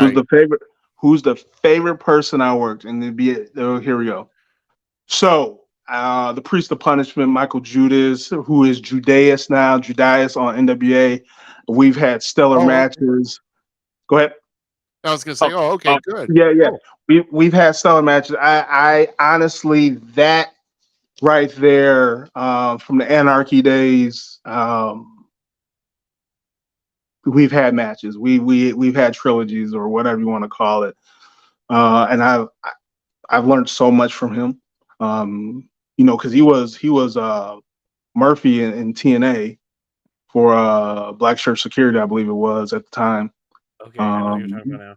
yeah, he's big Judas in NWA. He just and he just worked. He's at Southern. He's the Southern Honor champion down in Canton, Georgia. He worked Nick Aldis. I think it was over the week 2 weekends ago. Oh wow, nice. Because Yeah. Anarchy just had their like 25th anniversary Hardcore Hell because Anarchy used to be based in Cornelia, Georgia, at the Landmark Arena. That's where NWA Main Event, not NWA Main Event. Sorry, NWA Wild Side. Sorry about that. We got to edit that one out. NWA Wild Side You're live, was that buddy. if you ever, I'll get killed. Oh no! If you remember NWA Wild Side, that's where it all started at in Cornelia, Georgia, uh, at the Landmark Arena, and then turned into NWA Anarchy, which became Anarchy, and that's how I met him. Chemo, Phil Shatter, which was Jason Riker, whatever, Chad Lyle, him, Slim J, obviously AJ Styles started there, and all those guys came through Wild Side or Anarchy. But like I said, Judas was by far one of my best matches. Nice. There's other people I wish I could. Well, let's go Slim J. He's on AEW, right? Ring of Honor. I've worked him plenty of times, and that guy, yes, he's short, but he can go. And it seems like it's like a video game, so it's like Street Fighter.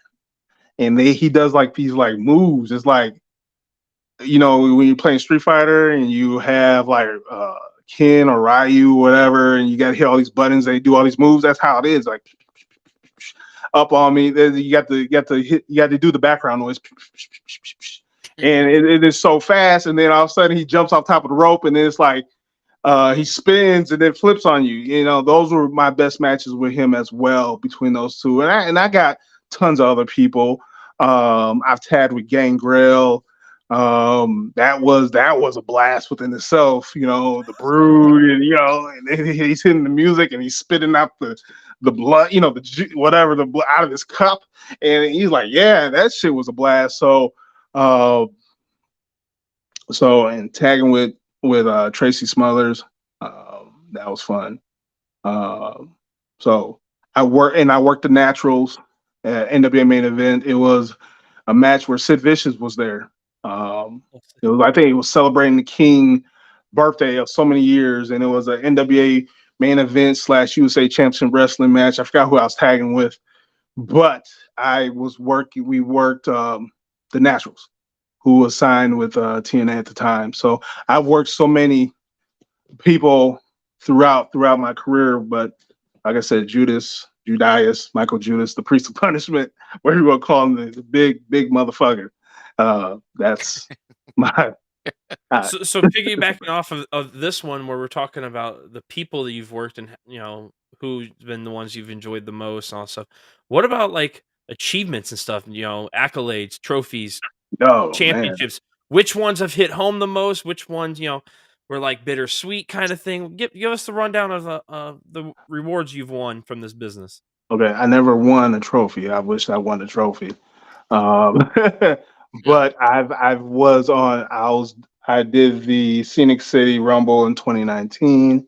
That was very nice. I took some pictures with some children that were disabled, and that hit my heart. Yeah, I'm a bad guy, but hey, at the end of the day, the kids remember you. I was one of those kids that grew up in wrestling, watching wrestling, and I had my fan favorites. I loved bad guys, so it didn't matter. Heel, face, get the fuck out of here with that shit. Motherfuckers gonna gravitate to you, whoever you are. So I took that really hit home right there. You know what I'm saying?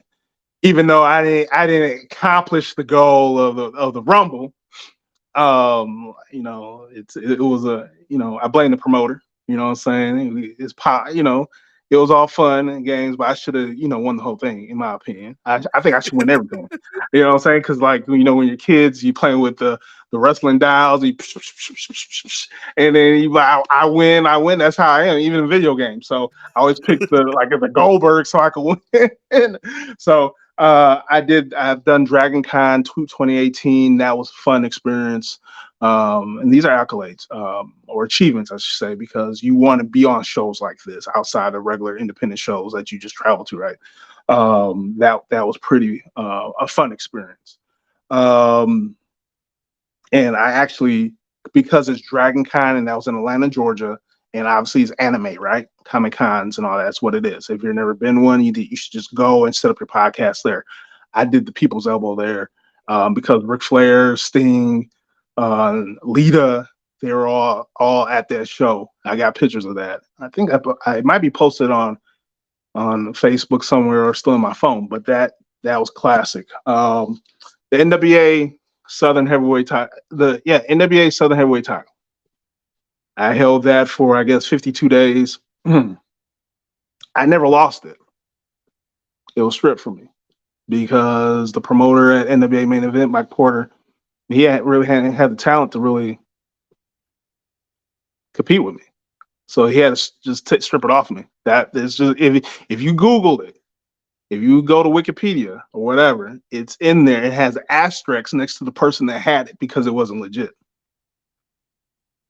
So technically, you still it's supposed to be more days. So yeah, that really hurt me. That was something that I achieved, that I busted my butt for. So that falls in the whole 2012 thing, all that stuff. I was really busting my butt for a lot of stuff, and that right there, to be stripped of something because your talent ain't worth really the damn to really put somebody, match me up with. You just had to strip me of a fucking title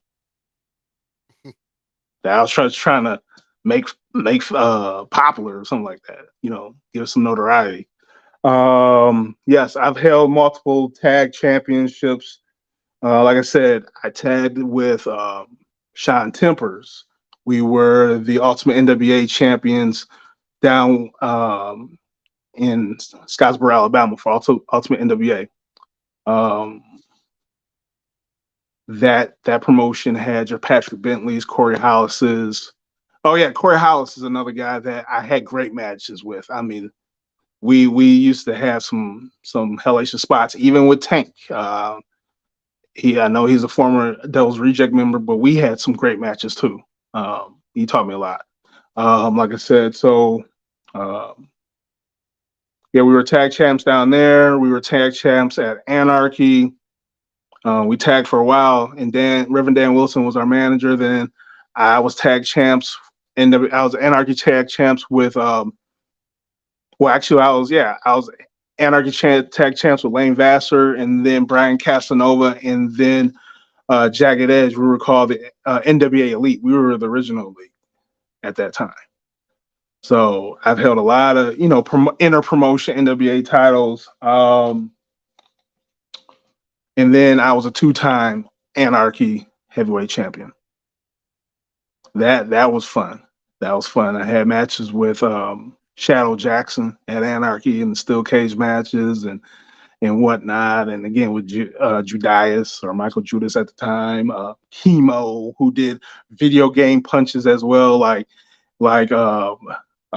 E Honda, and you can see that on tape. It's on footage is on YouTube, and you talking about so fast and furious, like that. And it was just, I'm a big dude, and I'm like, dude, I'm flying like this, like it was like a movie. Yeah. So that's what it was. So I've held a lot of belts, titles down in the Southeast. And then there was one CWA, I believe it was, in Orangeburg, South Carolina. So I think that was a tag title, but that was brief. I got a lot of stuff under my belt, man. Right on, brother.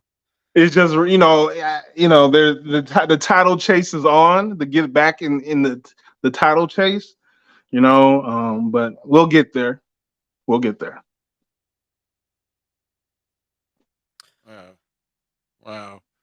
Yeah. Well, going on to a different type of I guess like in a different subject or kind of in a different direction here. Whether it be inside wrestling or even outside wrestling, outside the business, whatever. Um, Talking about because you know if I'm gonna have a pet peeve, I hope it would be outside the business, but sometimes I do find some things to bother me inside. But what would you consider to be one of your biggest pet peeves to you personally? My biggest pet peeve, personally, is people that set up GoFundMe accounts. Okay, now The GoFundMe accounts needing money to support their medical problems.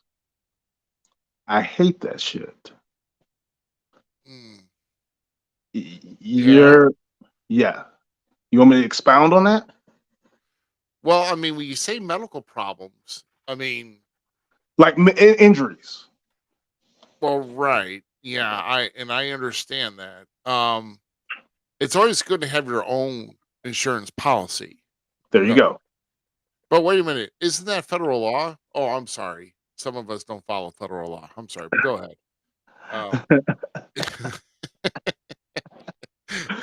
But the uh, thing is this, like, the reason why I hate that's because, like, people, yeah, we're out here chasing our dreams and passions, right?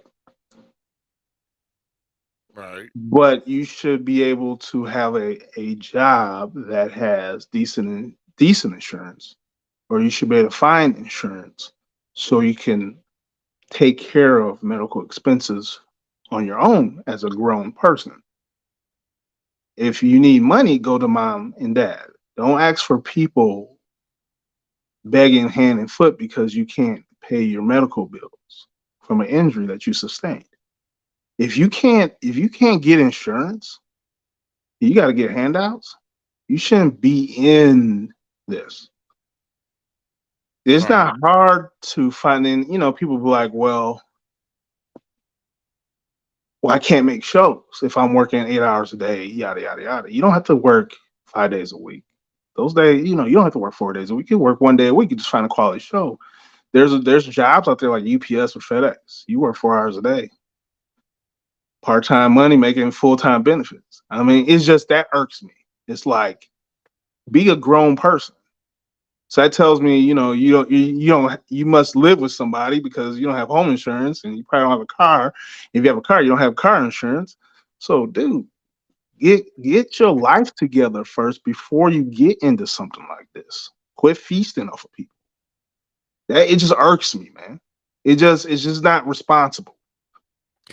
I mean, I agree with that. I mean, because I had to make sure at least I had some ducks in a row before I went. I mean, I did have a job. I had a job with insurance, and I was secure where I was living at the time before I decided to go. Because God forbid if you do get hurt, um, so that's I mean, I just hate to see anybody get injured. Period. But Right. I understand that. I mean, things happen. But if it's for that instance, I can understand how it's a pet peeve. Right. Another That's pet, a pet. Yeah. yeah. That. So if you're talking about a GoFundMe account, and I'm not naming any names, but there is somebody around here in this area that wanted to start a training school, Oh, really? but didn't have the money, so they set up That's a GoFundMe account. And I'm thinking to myself, bro, why don't you see if you could be a trainer at somebody else's school first before you start your own? If you think you're that freaking knowledgeable and if you're that freaking good, don't do that. I mean, seriously, it's like I almost wanted to submit a dollar, be like, hey, I know you're a little hungry. Go grab yourself a sandwich or something from or from the bin or something. I don't know. Grab a pickle from the dollar store. I don't know. Just do something. Oh, Do something with it. But no, I've seen it, and I was like, I'll let it go. I said, dude, get me out of this. I'm not. It's not gonna be good if I leave something, even if it's a comment. So I'm like, yeah. Wish you could have threw him a wooden nickel. That probably would have worked better. But that's another pet peeve. Why are you poaching off of people to start something that you want to do? Why don't you just work somewhere, get the money, save up, and start a wrestling school or sell some things to start one? Why you gotta pimp people because you don't want to do the work and use their money? No, that's not how it works. That's not how it works. Right.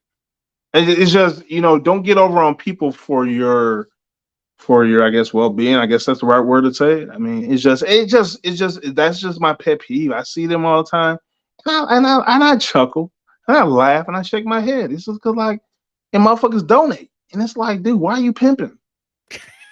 It's obvious you get your shit together, man.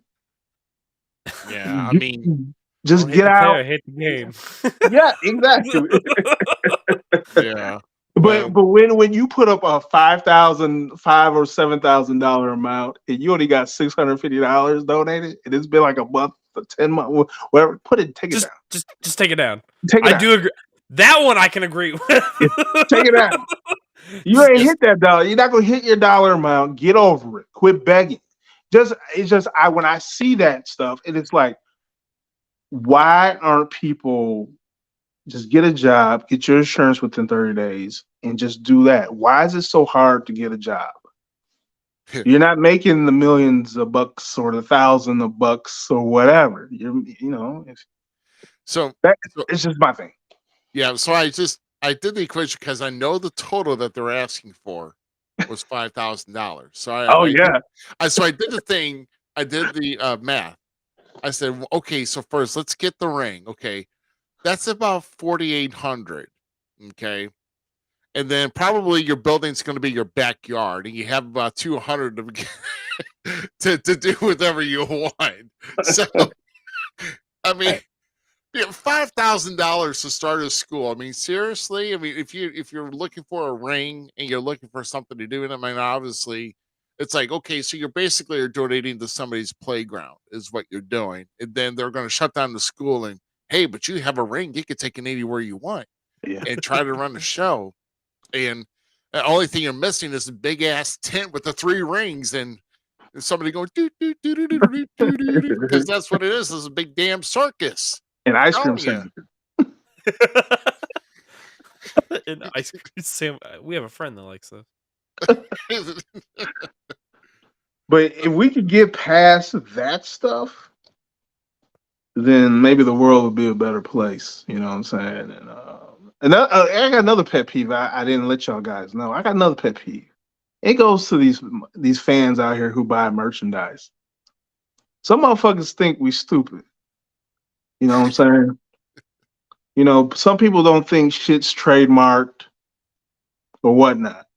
Don't go bootlegging our shit, because motherfuckers can find shit or word of mouth gets back. Don't go on eBay and you bought the shit, but then you go on eBay and try to sell some shit that's faded for the same dollar amount. And then say the shit was made in India. That's where the materials came from. They're right. So I'm getting to, because when I was looking up my stuff, like when I was panicking trying to find my PWI stuff, I came across one of my shirts on eBay for sale. It said quantity 1, the price. They had a ruler measuring out the shirt. I kind of figure out who it is, and I hope they're listening to this shit, because I don't give a fuck. And it was faded, it was used, whatever. I'm like, this motherfucker's bootlegging my shit. Just take that to the Salvation Army or whatever, versus trying to get your money back that you wore a shirt for like so many months. Don't bootleg our shit, man. Bootleg John Cena stuff or whatever. Don't try to make a profit. We hard working. I mean, you've already paid. The crazy thing is, you already paid for it, right? And then, like I said, you washed it so many times that was used, whatever you wore it, or whatever you did in it, and now you're trying to make the exact same dollar amount because you be trolling people's Square sites or websites or whatever, trying to find the pricing. That's why a lot of companies, corporate companies, Fortune 500 companies, when you go on there like Uline or whatever, you go on their website, they don't have pricing on there because of people like that. You got to be a member, or you got to have set up an account with that company exclusively in order to see the prices. That's why. Yeah. Well, I'll tell you, if someone bootlegs my stuff, man, I'm gonna laugh at them for number one. It's like you went to all that trouble. Yeah, the thing it says one quantity. Quantity of one. It's Quantity like, of one. And I'm like, dude, we know who you are. Yeah. It's like just getting regular 8x10 of John Cena saying it's an authentic with an authentic signature signed in invisible ink, It's like you can't see. You can't see him anyway. Yeah. So those are my two pet peeves. There's another one. There's another one. I said we gotta people We that open don't Pandora's box here. I'm opening it up. People that do not take care of their hygiene, male and female. Male and female. They come to the shows because this is a professional setting, right? Again, this comes to me. I mean, this is based off of they do not have any. They're not adults. They don't have a job because you don't show up to a job smelling all funky and all that stuff. Unless you work you show up to a job, you haven't taken a shower, and then if you work in a hot, sweaty warehouse, obviously you're gonna sweat, get funky and all that. Then you go home, take a shower, right? But you don't show up somewhere else like a restaurant, all funky and smelly and smell like trash. So wash your gear, wash your ass, wash between your legs, wash your armpits, put some soap and water and deodorant and whatever. Wash your clothes. It's too many people This goes for fans too. Yeah, fans too. Oh God. Oh yeah, the fans. And I got experience on that one. I'm gonna tell you that in a second. But wash your gear. I swear to God. I'm moving forward where I'm not gonna shake that person's hand that stank and that's dirty. You know what I'm saying? I'm not, because I don't want that shit. We're already in the world of diseases that's even more now, and I don't need your disease that you passing on to me. You know what I'm saying? I don't need all that. Skylar would be dying right now. My God. But you said fans. I remember this guy used to come to the Stadium Inn. I swear to God. It's a Stadium Inn in Nashville, Tennessee. And it'd have to be Tennessee, of course. Yeah. The great Stadium Inn. Like I said, if you didn't come through there and work shows there, that's like the OVW, the Deep South, whatever. You didn't make it, right? This dude's hands used to be, I guess he was a mechanic or something, but every show for Tony Falk, his hands would be so greasy of oil. And I'm like, we're like, he's a fan, so he wants to shake your hand when you walk around. And he's like, you can't keep going. He touches your arm, and then he'll be at the in the hallway, and he reminded me of Crazy Eyes from Adam Sandler, dude, the goofy eye. And he be like, "Hey, Se7en, I tried to shake your hand, but didn't you see me?" So I used to just ignore him and keep walking. Like I just didn't hear anything. He's like, "Se7en, I'm talking to you," and his hands were so oily every show. I think that dude like bathed in like car oil, like grease, like engine grease or something. Not oil, grease. He didn't use lava. Probably didn't even help his hands, man. Remember the lava soap or Gojo? That. Oh man, Skylar's gonna love this one.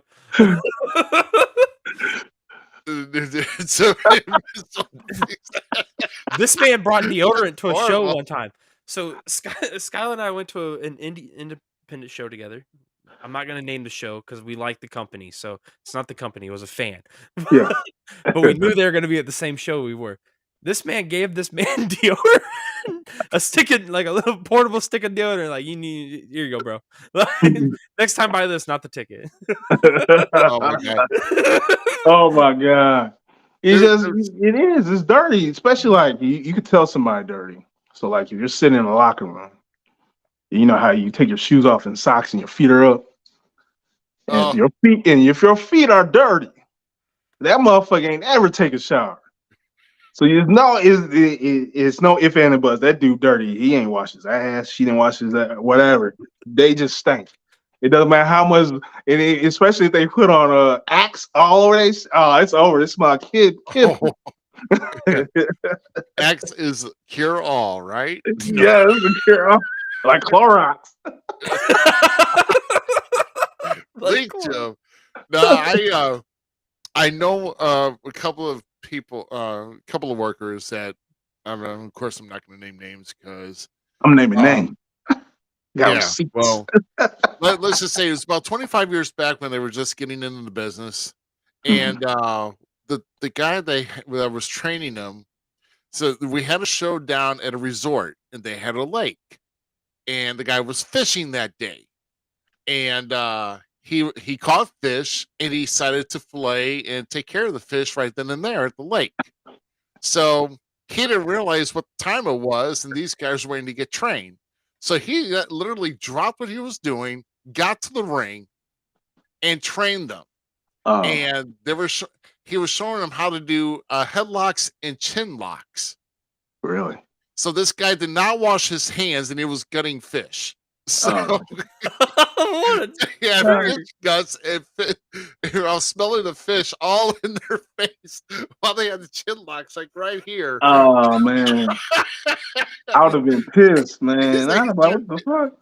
Trying to do everything he could not to pass out, and I'm like, oh man. Oh no, man.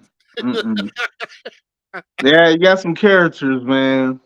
Oh my god. Yeah, no. I'm saying I'll deal with the fish once you've cleaned yourself and then you actually fried it up, battered it up, fried it up, and put it with the side of hush puppies. All right, that's when I'll deal with fish. Oh man. I'm down with that. Yeah. So we like to do we're all about mental health and stuff and all that good stuff here too at Falls Count Everywhere. How do you, or what would you say to your younger self getting into this business now to help with the mental pressure that wrestling puts on us? And you know what I'm talking about. Drugs, brother. No.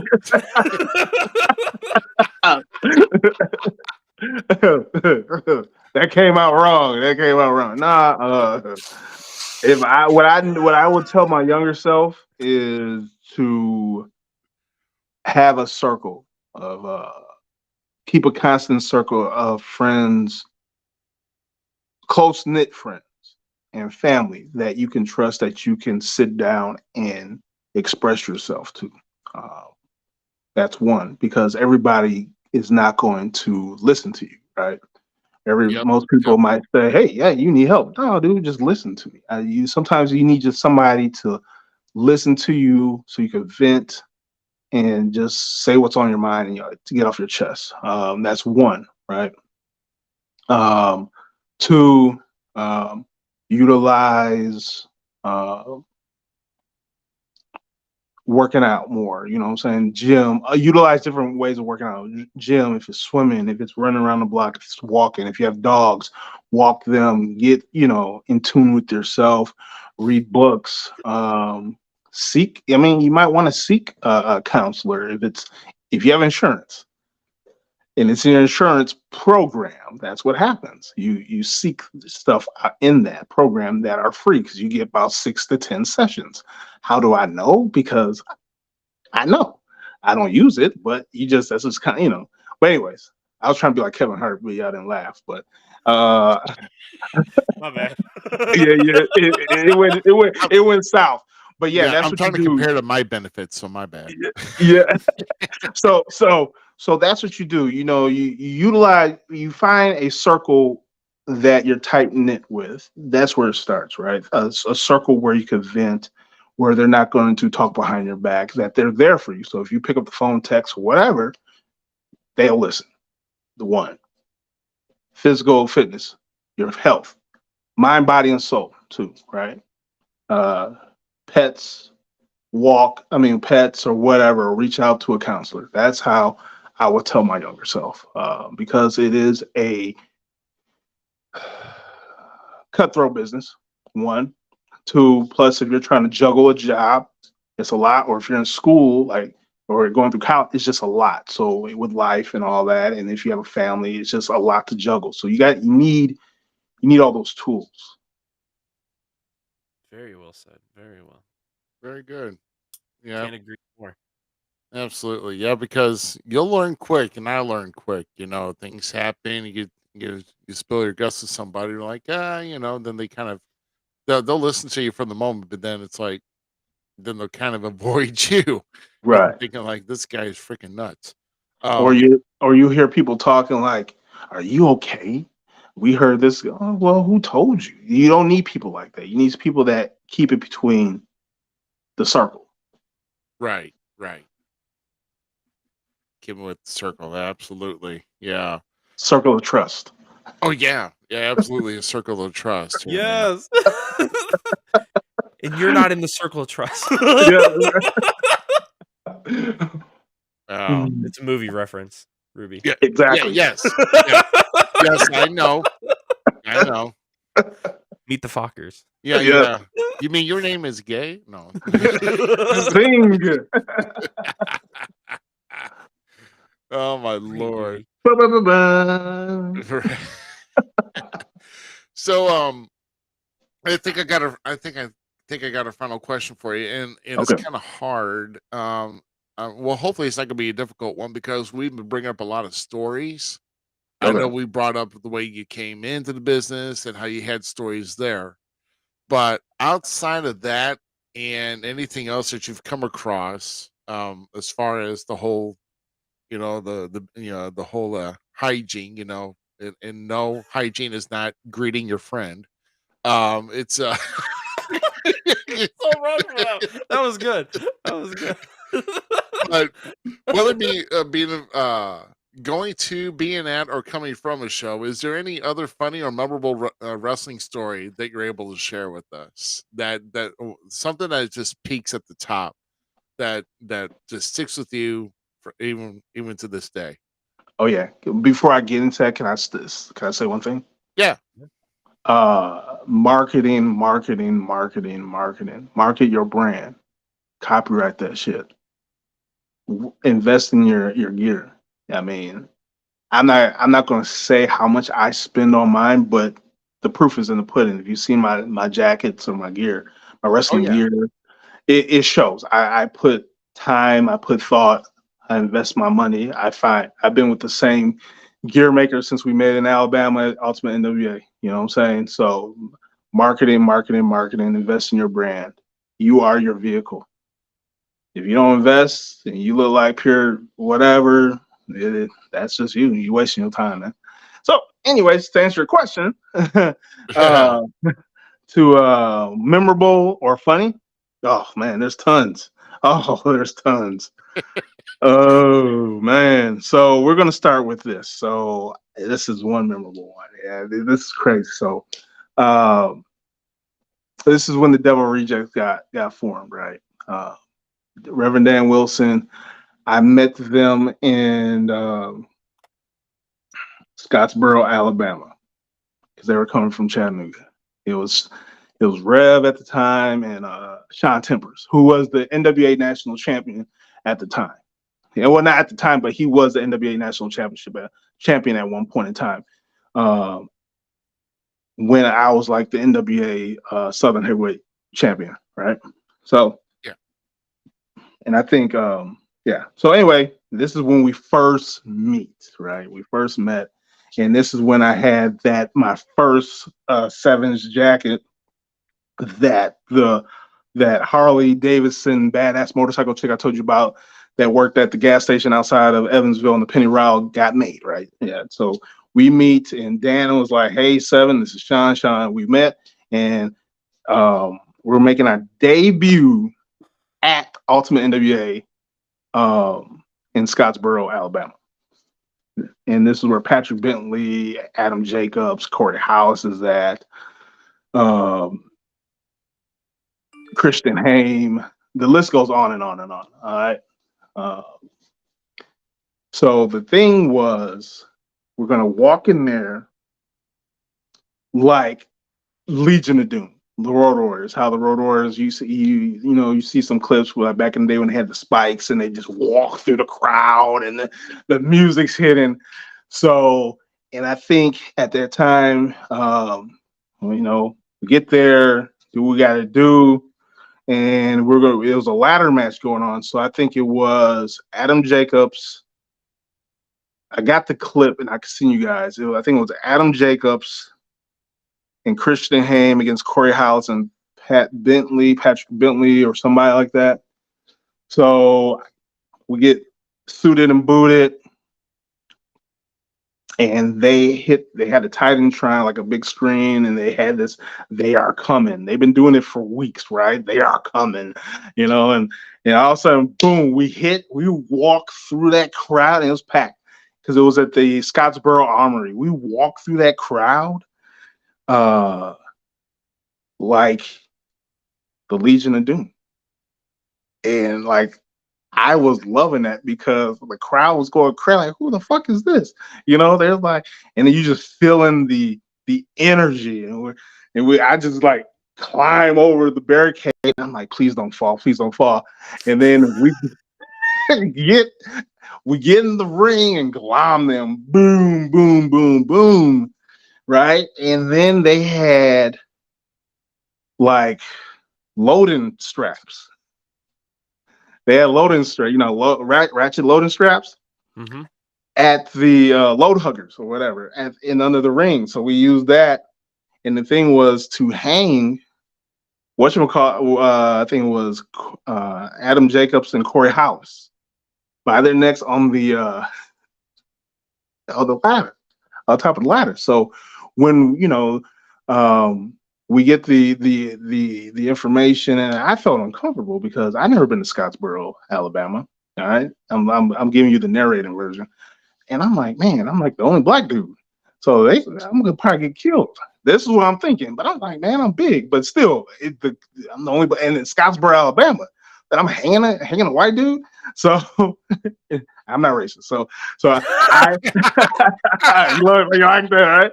So as I hang him from the ladder, you should have heard tons of names I was called up.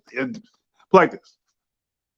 The sheriffs or the state troopers or whoever, the local police department was called.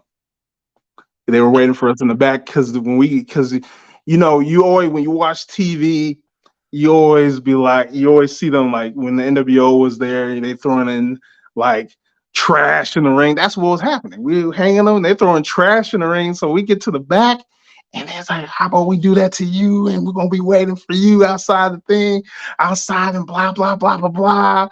And I'm like, okay, we're gonna have some fun. But it's like, I'm outnumbered. We got the boys in the back and us three, and whoever, how many out in the arena. And I'm like, we need to get out of this motherfucker when we got to the back. I'm like, we need to get back. I was like, how are we gonna get out of here? So we had to get escorted out of the building. Like I said, the reason why the crowd got hyper, because I was hanging somebody from the ladder. Yeah. And when I found out I had to do that, that's why I was going through my brain. I was like, man, I'm pumped, but do I really have to do this? It's just, so my arm, and so I'm doing it in veins, and I'm looking, and you hear the names being called. I'm like, ain't this some shit? So that right there is one of the most memorable moments. I could tell that story forever. Because we had to get escorted. Well, we're still in our wrestling gear. We cannot get dressed. We had to get our bags and jet and get out. Dang. Yeah. That. So another memory, and I've told this plenty of times too. Like it was Sean Tempers and I. So we did like one day we did a double shoot, and we did a show. I think maybe it was for Paul E in Chattanooga, and in Blue Ridge, somewhere over there off of the exit, and near the the Wendy's. I forgot what it was, but it was some big show, and I was tagging with Sean Tempers, the obviously Devil Rejects, and then my other tag partner, somebody Brian Casanova used to come with. We used to ride together to Anarchy. So all three of us are in the getting ready for this match, but we're tagging against Brian Casanova and this other guy. So I don't even know the other guy's name. That's how bad this gets. So we're in the ring. Ding, ding, ding. They introduce us. Crowd goes, "Hey, boo," whatever. And Brian comes to us. He's like, "Man, boo, you know how he circles around and stops." He goes, "Man, the guy is high and drunk. I need to beat his ass." We go, "Okay." So he's like, he's like, "I'm gonna tag him in." He's like, "Whatever." So him and Tempers did whatever. Boom, boom, boom. He tagged him in. Done. Tempers. Oh man, I forgot what I did to him, but I never get. I've given people hard clotheslines, but I took his neck off in the corner.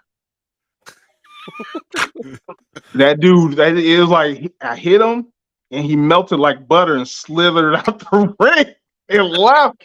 And he was bitching in the back. He was crying. He's like, "Man, they were stiffing me and all this stuff."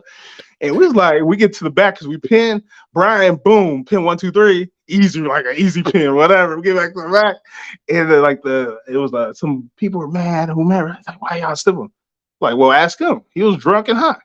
Super drunk. And yep. They kicked him out, but we fucked him up. But that's story number 2. And then and I think you've have you interviewed Christopher Dyron Flynn Hendricks?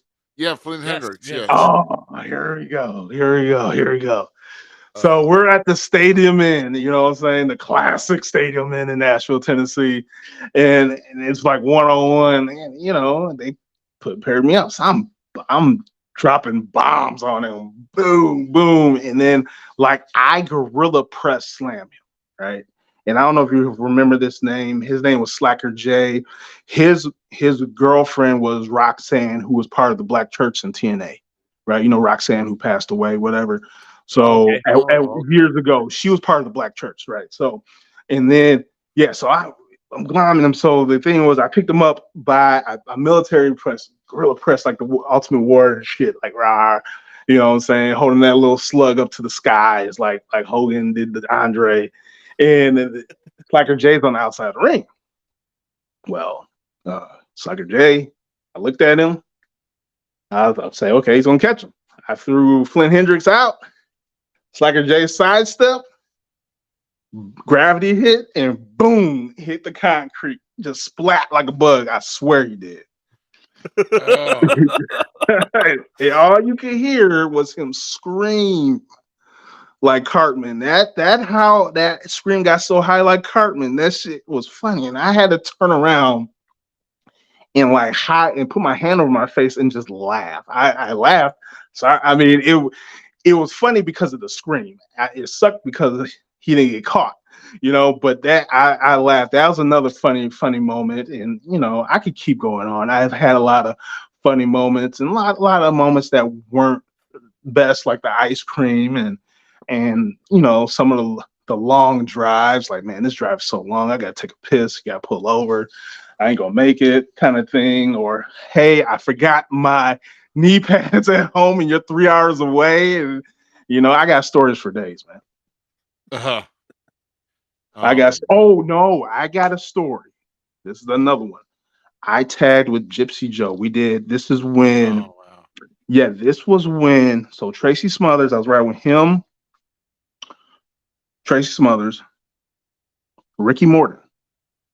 Ricky Morton just got out of jail, and it was a big show for him. It was a benefit show for them to raise money, to get him back on his feet, whatever. You had AJ Styles, there, Naturals, a lot of people from TNA, AMW, Gypsy Joe, Barbarian, some other people, whatever. So we're tagging So I'm tagging with Gypsy Joe. So we're getting ready, and then the guy was like irritating Gypsy Joe, who was in our match, and he was, I guess, asking him questions, and Gypsy Joe was getting pissed.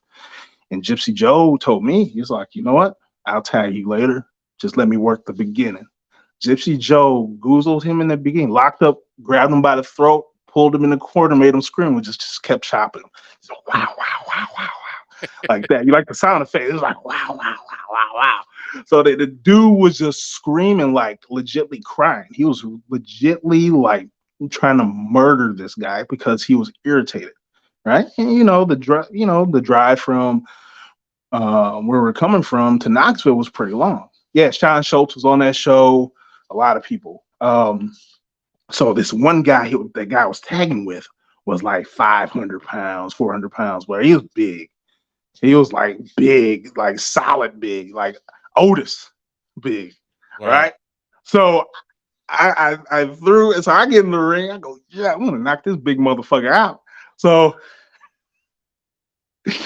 I grab him. I throw him to the rope. Or what? I grabbed him. I threw him to the rope. I clotheslined him. No, nothing. So I hit the rope. And I'm like, I'm about to run through him. Man, I hit him with a flying shoulder block, like the Ultimate Warrior or whatever, like over. And I bounced off of him, like you talked about Snoop. It bounced off of him, though, and flew back. I was like, damn. And I'm buff. I felt so embarrassed because the dude it was like hitting the wall, and I felt that motherfucker did not move. I was like, fuck, let me tag Gypsy Joe back here. I can't do shit on this one. So, but yeah, like I said, I got stories for days. Oh man. Yeah. I got tons of them, but yeah, the Alabama stories, and like I said, there's tons of anarchy stories for real. That was great. When like, oh, this is another one. Like, so Judas does the crucifix, right? So this is my first time. So I'm a big dude, and obviously I lost, but I had to take his finish, and I'm like, I ain't just about some shit, and I've seen it plenty of times, but I've never been taken off my feet by guys that like 6'10" and up, whatever, I'm like, okay. And I like so I don't know if you ever seen this crucifix where he like basically it's the Hernandez throw. He will actually just throw you. This dude put me in that shit. He picked me up, and all I saw was air. I mean, I saw was the ground and the ceiling, and he threw me. I saw lights, and I ended up on the other side of the ring. It felt like I floated. And I closed my eyes because I thought I was going to die. And when I landed, my feet. Remember that story about Diamond Dallas Page when he got suplexed off the top rope, his legs actually went all the way back, and he fucked up his back. My legs went all the way back, but look, I didn't fall fuck my back. Yeah, but I ended up almost hitting the turnbuckle. That's how far I flew. I swear I did. And trust me, when I found out I was taking that move, guess how nervous I was? I was like, I had sweat on my palms. I was sweating. I was nervous. I couldn't concentrate. I was like, this ain't just about some shit. I'm about to get thrown. This dude about to throw me.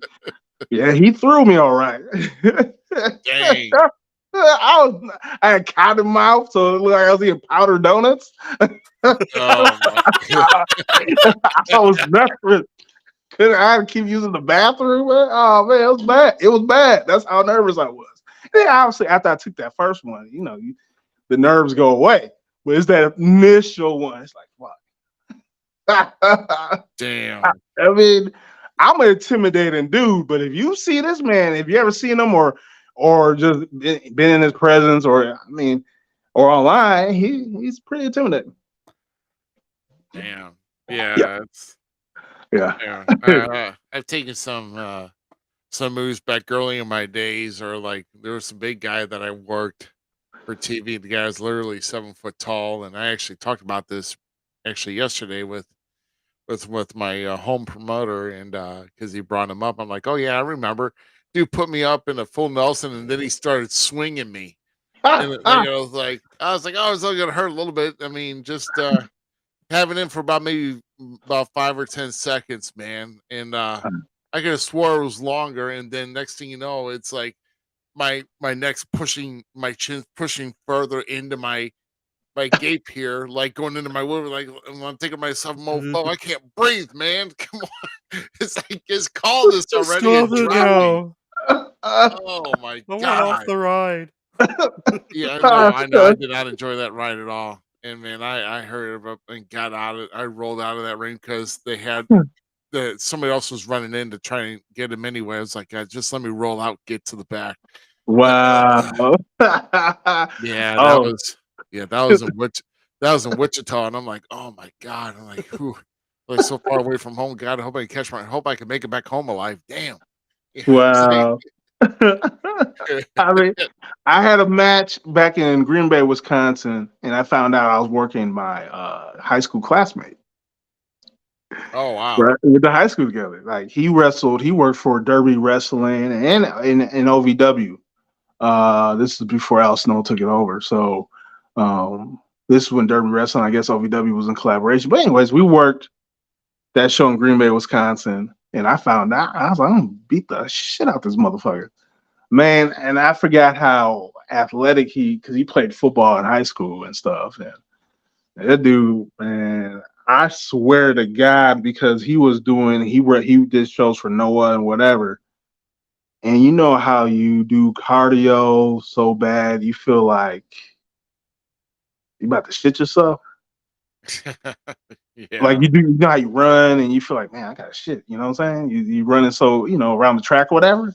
I'm not Man, built for I running, swear man. he had me running after him in the match. And I'm like, man, I feel like I'm about to shit myself. I gotta hurry up. So I tripped him. So yeah, I tripped him in the ring. Like when he ran out, whoop, and I started beating him. I was like, dude, I was a beat him. And then I actually took it home early. I'm the one that took it. We took it home early because I had to use the bathroom. Because he wanted to do all these spots, and I'm like, damn, you know what I'm saying? It's like you get that gut feeling, like shit, you can't. But what made it worse, matters worse because people from that we went to high school with or knew it was in the crowd. So you had like former teachers, this and that, and it was like, okay. So I'm trying to keep up, and he's running circles around me. That's why, like I said, I tripped him. Damn. I had to use the bathroom, man. That was. I don't think I should have taken that energy drink before the match. That's Yeah. probably what. There's your reasoning. Yeah. I have a very light diet on the show day because it's like I don't want to. And then no matter what I do, it's always no. I'm right in the gorilla, getting ready to go out. I'm like, God dang it! Now I gotta go take a whiz. It's like it's every time I do that. Yeah. It's like, man, every time, and I can't explain it, but oh well. What do you do? But I know I don't eat heavy. That's for darn sure because I sure don't want to be pushing to do the other. Yeah. Oh yeah. Yeah. Yeah. Shoot, man. No, shoot. Well, God, man, I think We need to do this again. Oh man, yeah. I'll tell you what, yeah, we got a lot to cover. Oh shoot, man. Yeah, whatever we didn't cover, shoot, yeah, we'll have to have you back here and see what else because I mean, I'm glad we got some storytellers or at least somebody that could tell stories with with deep insight and just a lot of good stuff to bring to the table, man. Sure. So no, but I know we've been running for a good while, and why don't you tell everybody where they can find you on either social media, on the web, wherever they can find you at, man. I knew you were gonna do that. That's why I sent it to you, and I thought you were gonna post okay. it. Yeah. I know it's team7.net, right? Yeah, team7.net. I thought you were gonna post it. I knew you was gonna ask me to say it.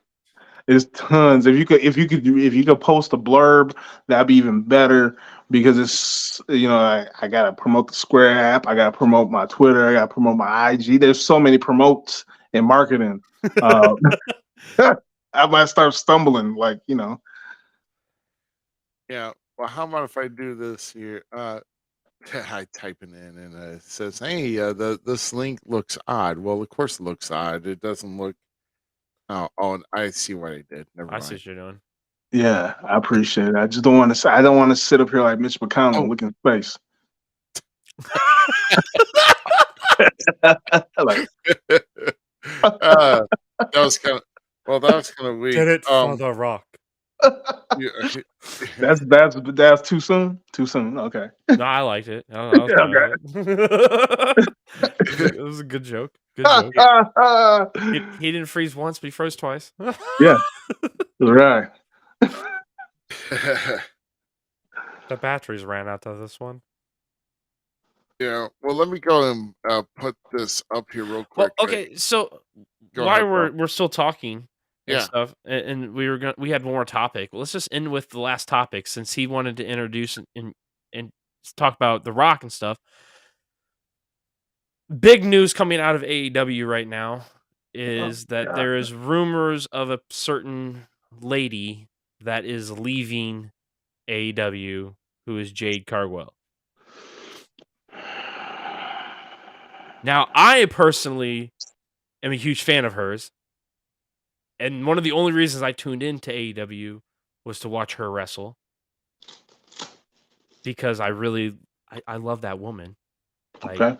100% beautiful, great big woman when it came to like the big boots. All like she has for a female wrestler, she has a killer big boot. Like, I'm in with it. Hey, real quick, you don't have the other poster that I sent you in the email? Let me double check on that. I thought I had it. Yeah, for a female, she has. So, her boots okay. Yeah. You got to give respect where Yeah. respect's due. Yeah, she has. Yeah, for a female, that's great. Yeah. What do you think this means, or what could it potentially be? Okay. First off, Jade Cargill is my sorority sister, so she's a member of Kappa Alpha Sorority Incorporated. I'm a member of Alpha Phi Alpha Fraternity Incorporated. We'll just get that out of the air right now. So we have fraternity and sorority ties. I'm her frat brother. That's my sorority sister. 1, 2. I don't think she's going. I think it's to build up the hype it's just to build up some hype. If she is, I think it's to build up the hype for that TBS title that could be defended at the Arthur Ashe Stadium in New York City. But she shaked and hugged Chris Stanley. But the other show the other day, old girl that has a TBS title shook and hugged DMD. See, I'm with you on this one. You with and me? We're in the same boat. You with me? As much as I would love to see her jump to WWE, there's no way that Tony Khan would let go of such a specimen of a female that actually puts butts in the seats. And like, I want to legitly see become a bigger star. If she goes to WWE, she's going to NXT. Let's just be honest. That's whatever. She would kill NXT. She'd boom right through. Nah, she won't go boom right through. It won't be like that. She'll get unless Rigo will give her the thumbs up, but she'll get retrained for that particular company. Oh, I agree with that 100%. Yeah. So thank you for posting that. That's people. If you want to find me, buy merch, whatever, go to those sites, go to those links right there. QR codes right there. Here goes some of the shirts right here, but you can follow me all over that place. Boom. But I think it could be a triple threat at Arthur Ashe Stadium for the TBS title. Cargill, DMD, and the other chick, I don't know her name, I'm sorry. But I don't think Cargill and DMD, Britt Baker, has been in the ring together at all. So I think that would be a good women's triple threat match. I think that'd be legit. I'm in with it. I'm for it. For that TBS title. I want the TBS title showcased more. I'm so like. Well, it should have been showcased at Wembley Stadium, but they dropped the ball. 100%. So should have 100%. They dropped. It should have been 100%. Was it at all in or all out? I don't know, but it needs to be more. Why have that title if it's not? I feel like it gets lost in the shuffle. It gets lost in the sauce, man. Yeah. Yeah, I think it was defended at All Out. Okay. All In was the women's world title, and then TBS is at All Out. That, Um, that title should be on all the pay-per-views they have. It needs to yeah. get so it just needs more. It needs more oomph. You don't want to have a title. The favorite saying is it just didn't have enough juice for the squeeze. It's going to become that pretty soon. Oh my goodness, yeah. But anyway, she did go to get signed by WWE. I mean, I do agree with Seven here that I don't think Jay Cargo will go right to the main roster. She does not have enough experience underneath her belt. Um, and she definitely would need to get retrained to get ready for that. And hopefully, I mean, uh, speaking of trainers, I don't know. I just the physical. What was the weight trainer? I don't know if they got a new one or not, but I know we still have some women on the NXT level that are still trying to build themselves back up and trying to get back on in action because they blew tendons and everything else and Achilles and everything. So Yeah. Is uh that Nikita Lyons or whatever yeah, yeah. that you're talking about? Well, I mean, when Nikita Alliance was one of them, right? I think so. Right. I know Amari Miller is another one. Um, Tons of them. yeah, like so there's quite a few and I like the I hope NXT this guy women's does not division have a right now. job. Yeah. Say I hope this guy does not have a job anywhere at all. At least the way to train and trying to make these women like deadlifters and everything else. Right. you know, that Yeah. I mean, you and I both know Seven. It's an art form, and it's trust me. If it was deadlifting, we would be in the gym and we'd be clean and jerking every day, man. Hey, brother. That's VKM's trainer, hanging and banging, brother.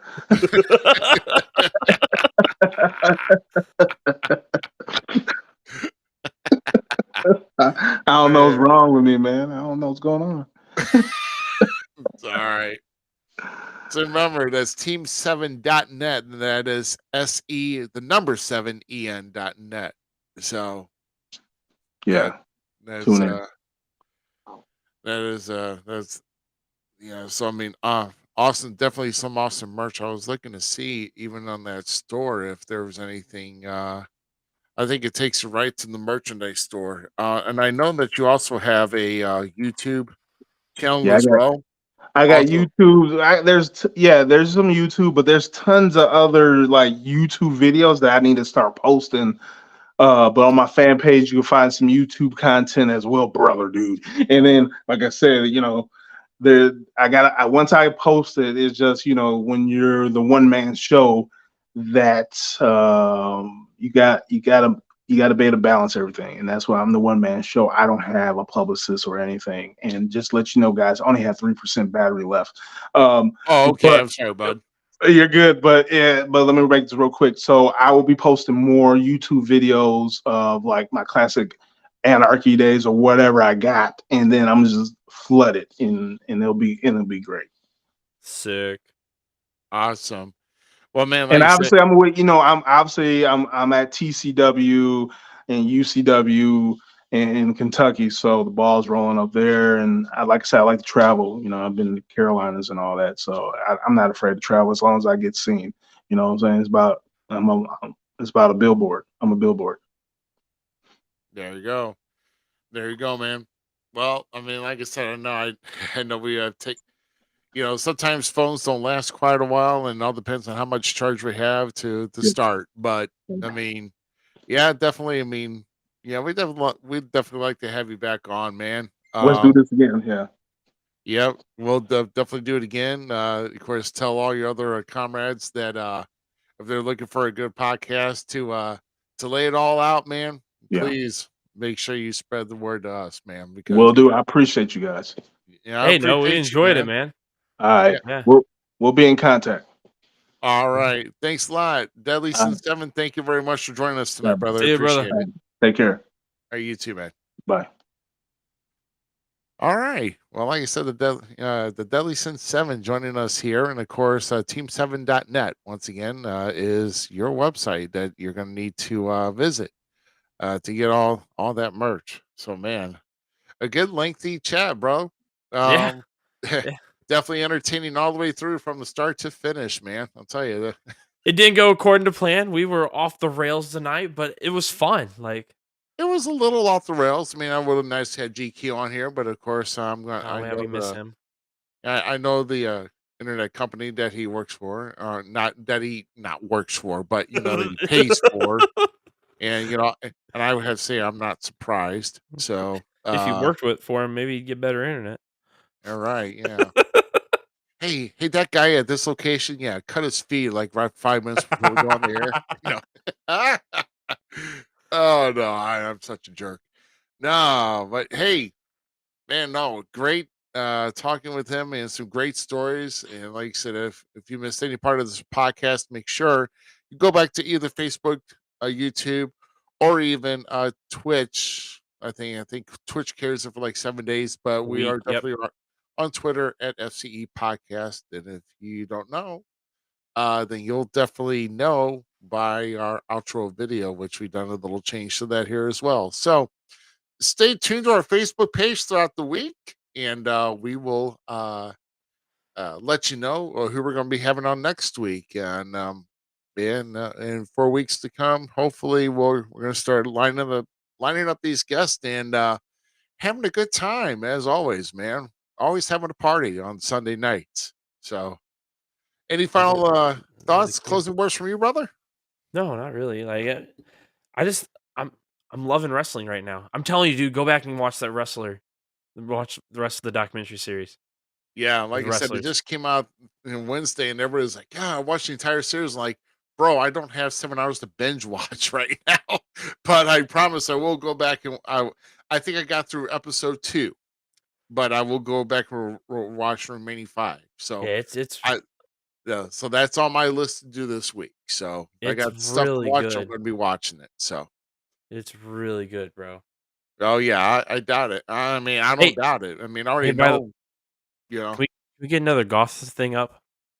Oh, I'm sorry, man, bro. If you're in my shoes right now, man, it's like I know, but I've gotten requests for some courses I have not found yet, and then also I'm still dealing with the car vehicle drama people. I still have a rental car, Root for and you. yeah, and no, but not root for my wallet because it keeps getting drained. But See, that's I'm not what I'm waiting rooting to for. I'm see. rooting for that you get hopefully reimbursed from Car Shield. Remember? Because Yeah, we love Car I'm Shield here at hoping. Falls Count everywhere. Yes, yes. Send good vibes because, man, I need some good news about right now. I mean, I really, I really need it. So, It's so, insurance. It's gonna take 6 months. Just oh no, no. Well, they're supposed to take care of the claim like then and there. So, right. and trust me, it's we were dealing with transmission issues, and it's let's just say it's money I don't have. I don't think I can even sell an organ and get by with it. So, it's bad. Yeah, I lost one of my cars to a transmission. It was really sad. My Eagle Talon. Yeah. Well, it's like, well, I was gonna say they can't if it's not covered with if they can't do the transmission or the car show can't do it, then I'm gonna have to live it on another prayer, brother. But we'll see. We'll see. Maybe you can get a horse with no name. Yeah. Yeah. No, no, real quick though. I was going through the town of Bowling Green, and I was going through another. There was another highway that was conjunction. I was trying to get from Jefferson City. I did come across 2 buggies that had the slow moving vehicle sign on the back of it. Bro, And they're proud around here. well, did they wear like a cap and had like Yeah. a big furry beard and like suspenders too? Yeah, we have Amish and Mennonites around this area. I was like, man, that They're horse proud better. of this way, bro. I was like, that horse better giddy up if he wants to complete all of his chores because it's getting dim here. Not much daylight left. Dude, I was pumped to see the Mennonites today at up at the park. They're at their bike park. So we have a mountain bike park here in Quincy, right? Yeah. Awesome trails. So if you're a mountain biker, come to Quincy because we have mountain bike trails and stuff. Like it's killer trails. So much fun.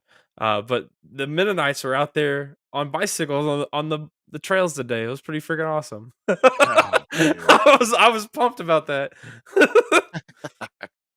Damn. Well, I hope everybody has a good week. Like you said, there are some shows coming up around this area. Sandoval, Illinois for SICW. If you're on the Illinois side, Missouri side is American Championship Wrestling in St. Clair, Missouri. And I'm going to test my spidey senses in a 10-man blindfold battle royal. So we'll see how that goes. And hopefully I'm not going to get a black eye when I come back on here next week. So if I get popped. Oh my God, I'm so afraid that's going to happen. But nonetheless, I wish everybody a good week upcoming here. We'll let you know on our Facebook page around midweek or so who we're going to have on for next Sunday. But until then, we're going to say goodnight for now. And for the Gem City Mouse and Miz, I am Rough Cut Rick Ruby. Thanks for tuning in to episode number 117 here of the Falls Count Everywhere podcast. We'll see you until next week. See you later. Take care, and we'll see you next Sunday night. Bye, guys.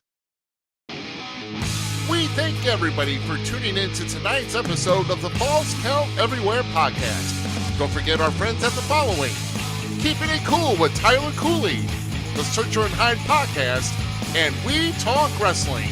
The Falls Count Everywhere podcast is an LTX Enterprises production.